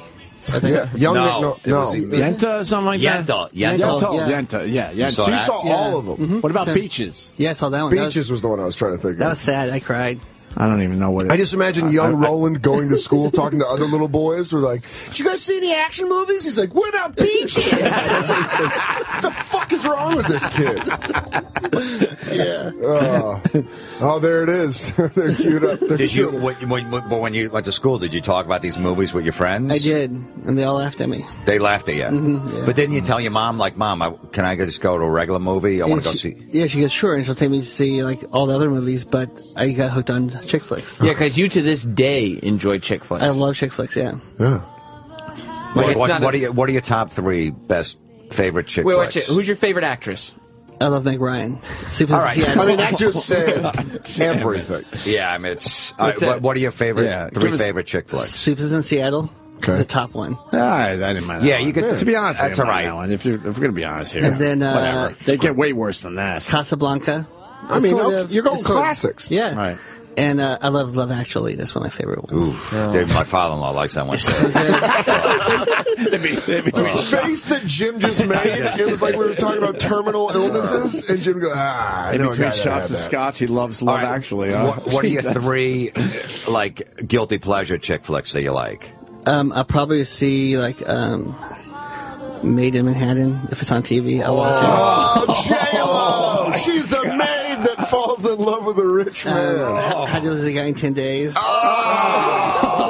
Oh, no. Yeah. What's the third one? Yeah. I'll see Jerry Maguire every. I mean, Jerry Maguire's all right. It's got football in there. Yeah. Once a month, I'll see Jerry Maguire. Jerry Maguire's a great film. Yeah, that's. Yeah. But throw another one out. How bad do you wish you were? And, Really? my best friend's wedding with Julia Roberts and Dylan McDermott. With the Cameron Diaz, she gets married. Yeah, I know. A young Cameron Diaz. Young Cameron Diaz, yeah. Yeah. Okay. That's a good one. Another one in there is. What about like Sisters of Traveling Pants? Oh, The I've seen that one. traveling. Yeah, you I got. saw it, but it was okay. I mean, Wasn't great. no. What about Bridget Jones? Oh, I love Diary. Bridget Jones' Diary. Bridges of Madison County. That was so good. That was horrendous. Eastwood. That fucking the worst. I got It's old people fucking. I've told the story a million times, but I was dragged to it. Actually, with Anthony, our chicks brought us to this movie, and we're sitting there with our arms folded, getting really fucking mad. I'm like, couldn't you guys do this with yourselves? And we could have went somewhere else and maybe went to a bar or another movie. Yeah, and you had to sit there and watch. Who was in that? That was Clint Eastwood, and it was his first Meryl movie that he Streep. did. Where And Meryl Streep. Yeah, it was terrible. Or Fried Green Tomatoes. That's what E-Rock brought up earlier. What about The Perfect Man? I did see that one. This is starting to sound like What are made the up Sandra titles. Bullock ones that you like and the Drew Barrymore ones? I love Sandra Bullock. Miss Which Congeniality? ones? All of them. I'll see all of her movies. Miss Congeniality? I'll see them all, yeah. I go to the theaters and watch it opening day. But now she's doing like awesome movies. yes. Yeah. I'm talking about young. You were on board with the young Sandra Bullock. From While We Were Sleeping. I mean, The that's Net. Yeah, I love her movies. Do you want to live out like a romantic comedy? Is that what you want? Is that like one of the reasons you love them so much? Because you're like, man, I hope I'm in a situation like this where I fall on a train track and a girl falls in love with me. No. I know. There it is. Somebody comes in and carries Roland out. I'm sorry, Rob. Sorry. Which Matthew McConaughey romantic comedy do you like? Oh, you must he be did a bunch pissed. of them. Probably the one with Kate Hudson, right? Which Fool's Gold? Well, no, that was good, though. Well, they teamed up a few times. 'Cause they had the chemistry. Oh, shit. Which is the one with... What was the one where... it's with... I think it's... Failure to Launch. Failure to Launch. Yes. He's going deep cuts. Yes. So you're mad? Are you mad that McConaughey's like turning a corner and becoming this like amazing, legitimate actor? Do you want him to go back to rom-coms? I heard he might do one rom-com soon. Oh, how excited did you get? This is like Dix and the Heine. Hearing this. He's like, it's like wiggling your butt. What Drew Barrymore ones do you like? Oh, that's a very good question. Some of the Adam Sandler projects? Or, George, you did some other ones. Which? Trying to remember the last one. Boys on the Side? That was more, I don't know if that was so much a romantic comedy. Just a man-hating film. Yeah. I did enjoy 50 First Dates, though. I mean, for her rom-com-ish. With Sandler. Sucked a dick. It's horrible. Oh, it's not that bad. You fucking ruined our show. You did 50 First Dates was good? Yeah. How to Lose a Guy in 10 Days, though, that's up there. Yeah, that's not bad. Yeah, it's a good guilty pleasure movie. This fall, Roland works at a radio station, and he doesn't know that love is around the corner. So you probably get geeked up for that, wouldn't you? If that was happening. Where would the love interest come from? Another channel? She works at a station that they don't get along. Love FM this fall. You would love that shit, wouldn't you? Yeah, I go. You might have tried to go down that road a couple times around here. All right, so Roland, you see 10 romantic comedies in the theater. How many times do you cry out of the 10? Well, pretty much 10. 10? Well, if I get sad, I'll go, oh. Yeah. Like 10? If they're really sad, I might shed a tear or two. Yeah, but first of all, he has to stay awake for the whole movie. So pretty much the whole so every movie you'll cry at a romantic comedy. No, if it's not that sad, I'm like, eh. Oh, I did see that new one, but the cancer one. Oh, yeah. With the young chick in it. Yeah, it had the weird name. Yes. That one I shed a few tears. All right, but with cancer, but like if the couple breaks up like 3/4 way through the movie, which they usually do you cry at that moment? It depends if I'm into it. Then I go, how heart-wrenching it is? Yeah. Oh, really? So you really love that heart-wrenching shit. You're a sick fuck. But I think this is like the same reason that like Jim's father-in-law and like that guy who's grandfather in the army, it's heart-wrenching for them, and they're like, I can't. It's coming out of my face. God damn it! All the dead bodies piled up on my emotions.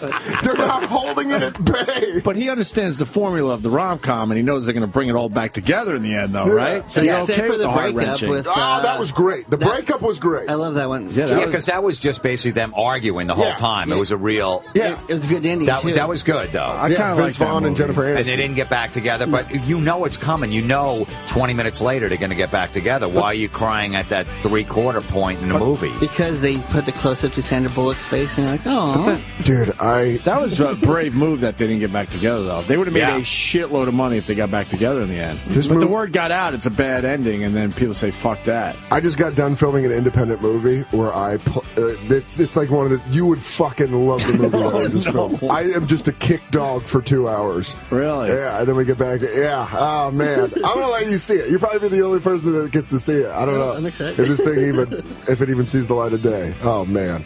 You love rom-coms. I love them. That's great. What about Did you ever go on a date with a girl and you started crying at the romantic comedy when you're watching it? No, I'll think of something in my head, like something horrible. So you won't cry in front of her, but if you're by yourself, you'll let it go. Oh yeah, I'm by myself. I don't care. Do you go to a lot of rom-coms by yourself? Yeah, and he goes to a lot of movies by himself. Yeah, I go movies by myself. I go to movies by myself too, but rom-coms, I'm imagining you go like, do you plan your whole day around it? No, or if I go, I'll just say I'll go see a rom-com. Why do you have to go to a movie with somebody? That's the dumbest thing ever. You're not going to talk. Of course not. The only reason to go with someone is to talk about it after you see the movie. Right. Do you get napkins in the lobby before you go in, knowing you might cry? No, that's for my butter popcorn. Okay. But do you get extra because you go, I might cry, so I need something?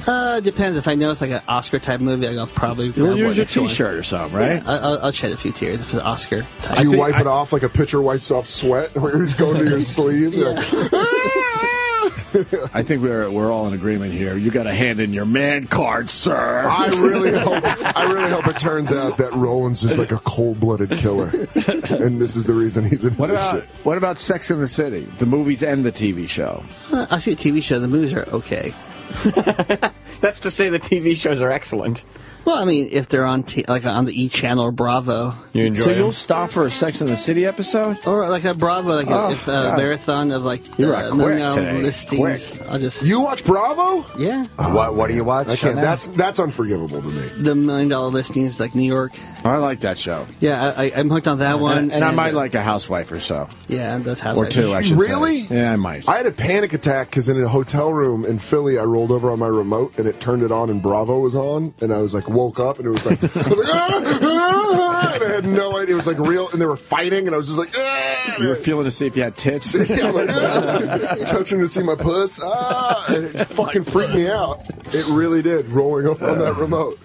Oh, we have that to give away? Yes. We have to do it today? Yep. Really? Yep. Let's see.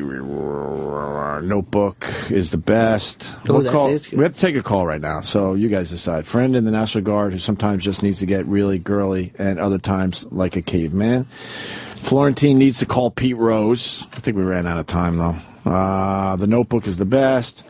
Sex and the City, man card. What does? All right. Let's do this one. Danny in San Jose. I got to know what he does to define him as a man after all the... I know gay dudes that aren't this gay. That's good. Yeah, how do you turn around, like, with that man stuff, you know? To go, hey, guys, I'm a man. Do you walk out of a movie theater and go get fudge? No, I go get gelato. No, for example, like Florentine's father will now go and just slam back some scotch after a good chick flick. Yeah. What do you do to go, oh, okay. To nullify it. Yeah, to nullify. He'll go chop wood in the back. Yeah, he loves it. He's like, don't buy wood, you chop it. He's like, I never paid for firewood once. I just go around, I pick it up, and you chop it. That's funny. Yeah. What do you do? I go to a bakery and get some desserts. Oh, my God, I was going to give this guy $500. I didn't even care about his question. And then he hangs up. Well, he's lost $500, so... Can we just give it to a random caller as we leave? Yeah. All right. I was going to give that guy $500, but he hung up. We have $500 to give away thanks to Rush, a new original series premiering this Thursday. That's tonight, right? It's a good show. Tonight, right? Yeah. Okay, so we thanks to Rush for giving us $500 to give away. It's their new original series premiering tonight at 8 Central, only on USA Network. We'll give it to a random caller right now. I think what makes Roland manly is that he's willing to admit he watches chicks flicks. Yeah. I think that's pretty manly. I admit I watch Bravo every once in a while. I mean, that's, yeah. $1 Million Listing isn't a bad show. It's really good. You're not going to get me on this. I'm on Team Jim with this. I'm gonna shoot all the joy out of this one. And one of the guys is a fan from the Boston days. Oh. I happened to be looking at an apartment. You motherfucker. No, I was looking at an apartment, and he was one of the guys. Yeah. I didn't know the show at that point. Oh, okay. And then he told me, and I'm like, holy fuck. I thought you like looked him up and saw that he was following you on Twitter, and you're like, yeah, that's they were trying to get me involved with the show because they thought I was like buying, and I was like, I'm not really buying. It was just one of those things. I was checking out this place, but because of that, I ended up watching the show. Yeah. Because if he's a fan, then I'm a fan right back. Okay. Yeah. Quickly. So. Ryan Louise Frederick.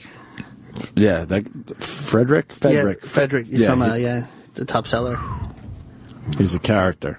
A lot of personality. I don't give a shit. He has a lot of personality. Never will I watch Bravo. He gets sassy. He does get sassy. Oh God! Don't cross him. That's what they. That's what that whole network is built off of. Sassy. He's got to be the kingpin of the gay mafia or something because you don't fuck with him. Yeah. He does a dinosaur dance. So why don't we go home?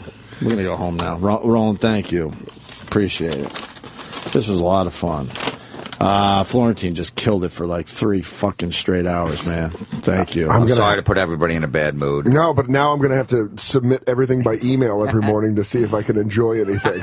Like, Jim, what's your stance on whatever works for whatever, but if it works for you, if you like fudge on the road...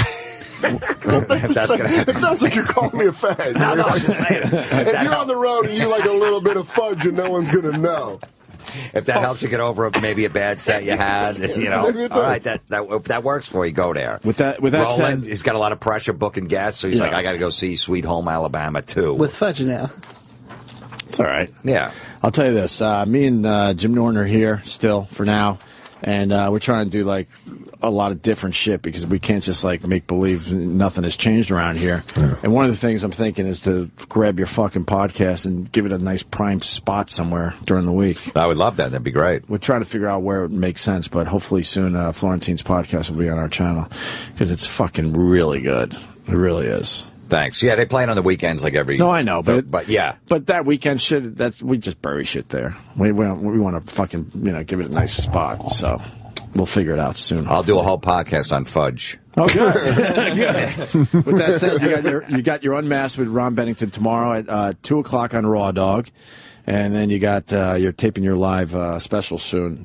September 13th. Yeah, go ahead. At the George Street Playhouse, New Brunswick, New Jersey. Go to georgestreetplayhouse.org for tickets. 2 shows that night, or go to the box office and get them. Right. And then this weekend, tomorrow, and Saturday, Uncle Vinny's Comedy Club, Point Pleasant, New Jersey. That survived, huh? Was it damaged?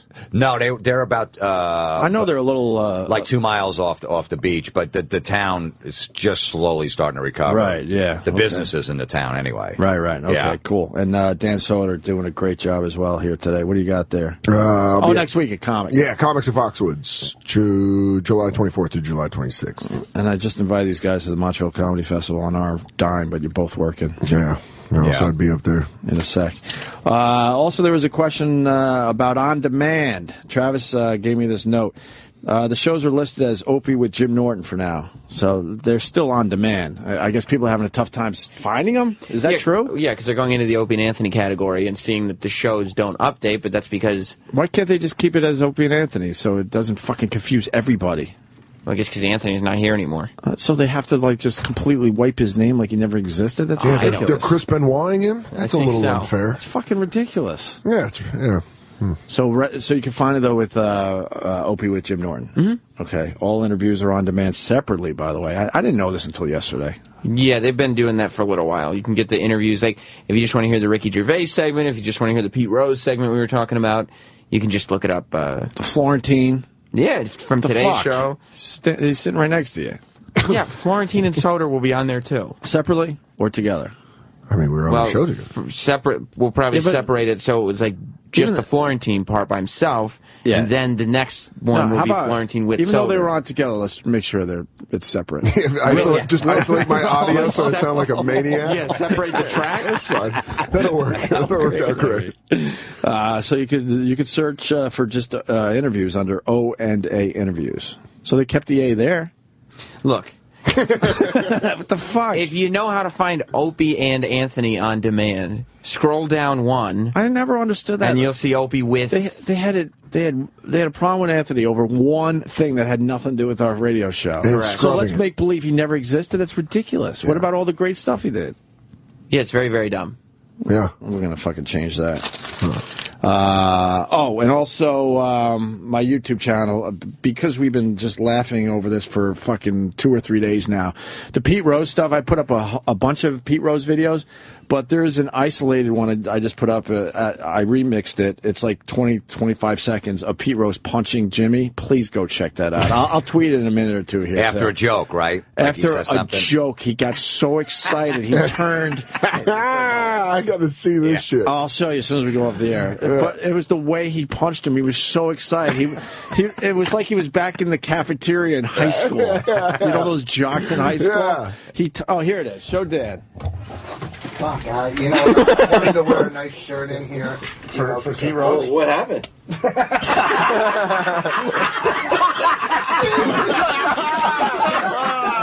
That was great. He zinged him. That's such a dad-uncle punch. I know, right? Yeah, you fucking kids. It's been making me and Jimmy and everyone else that I've showed it to laugh our asses off. So I isolated that as just its own thing on my YouTube channel, Opie Radio. So with that, we'll see you guys. Thank you for hanging in there with us. We'll be right back with more Opie and All right, so Opie and who? Opie and Jim? But they don't call it that. Who the hell's on the damn show? Is that Falcone guy? Whatever. Stay right there. Got a favorite photo you want to show off in your home or office? Now you can turn it into canvas wall art at canvasworld.com. Canvasworld.com will print your digital photographs on a handcrafted, custom canvas any size you like. They use environmentally friendly inks to produce canvas prints that are higher quality than ever available before. Brilliant in color and guaranteed for life. And they do it all at a fraction of the price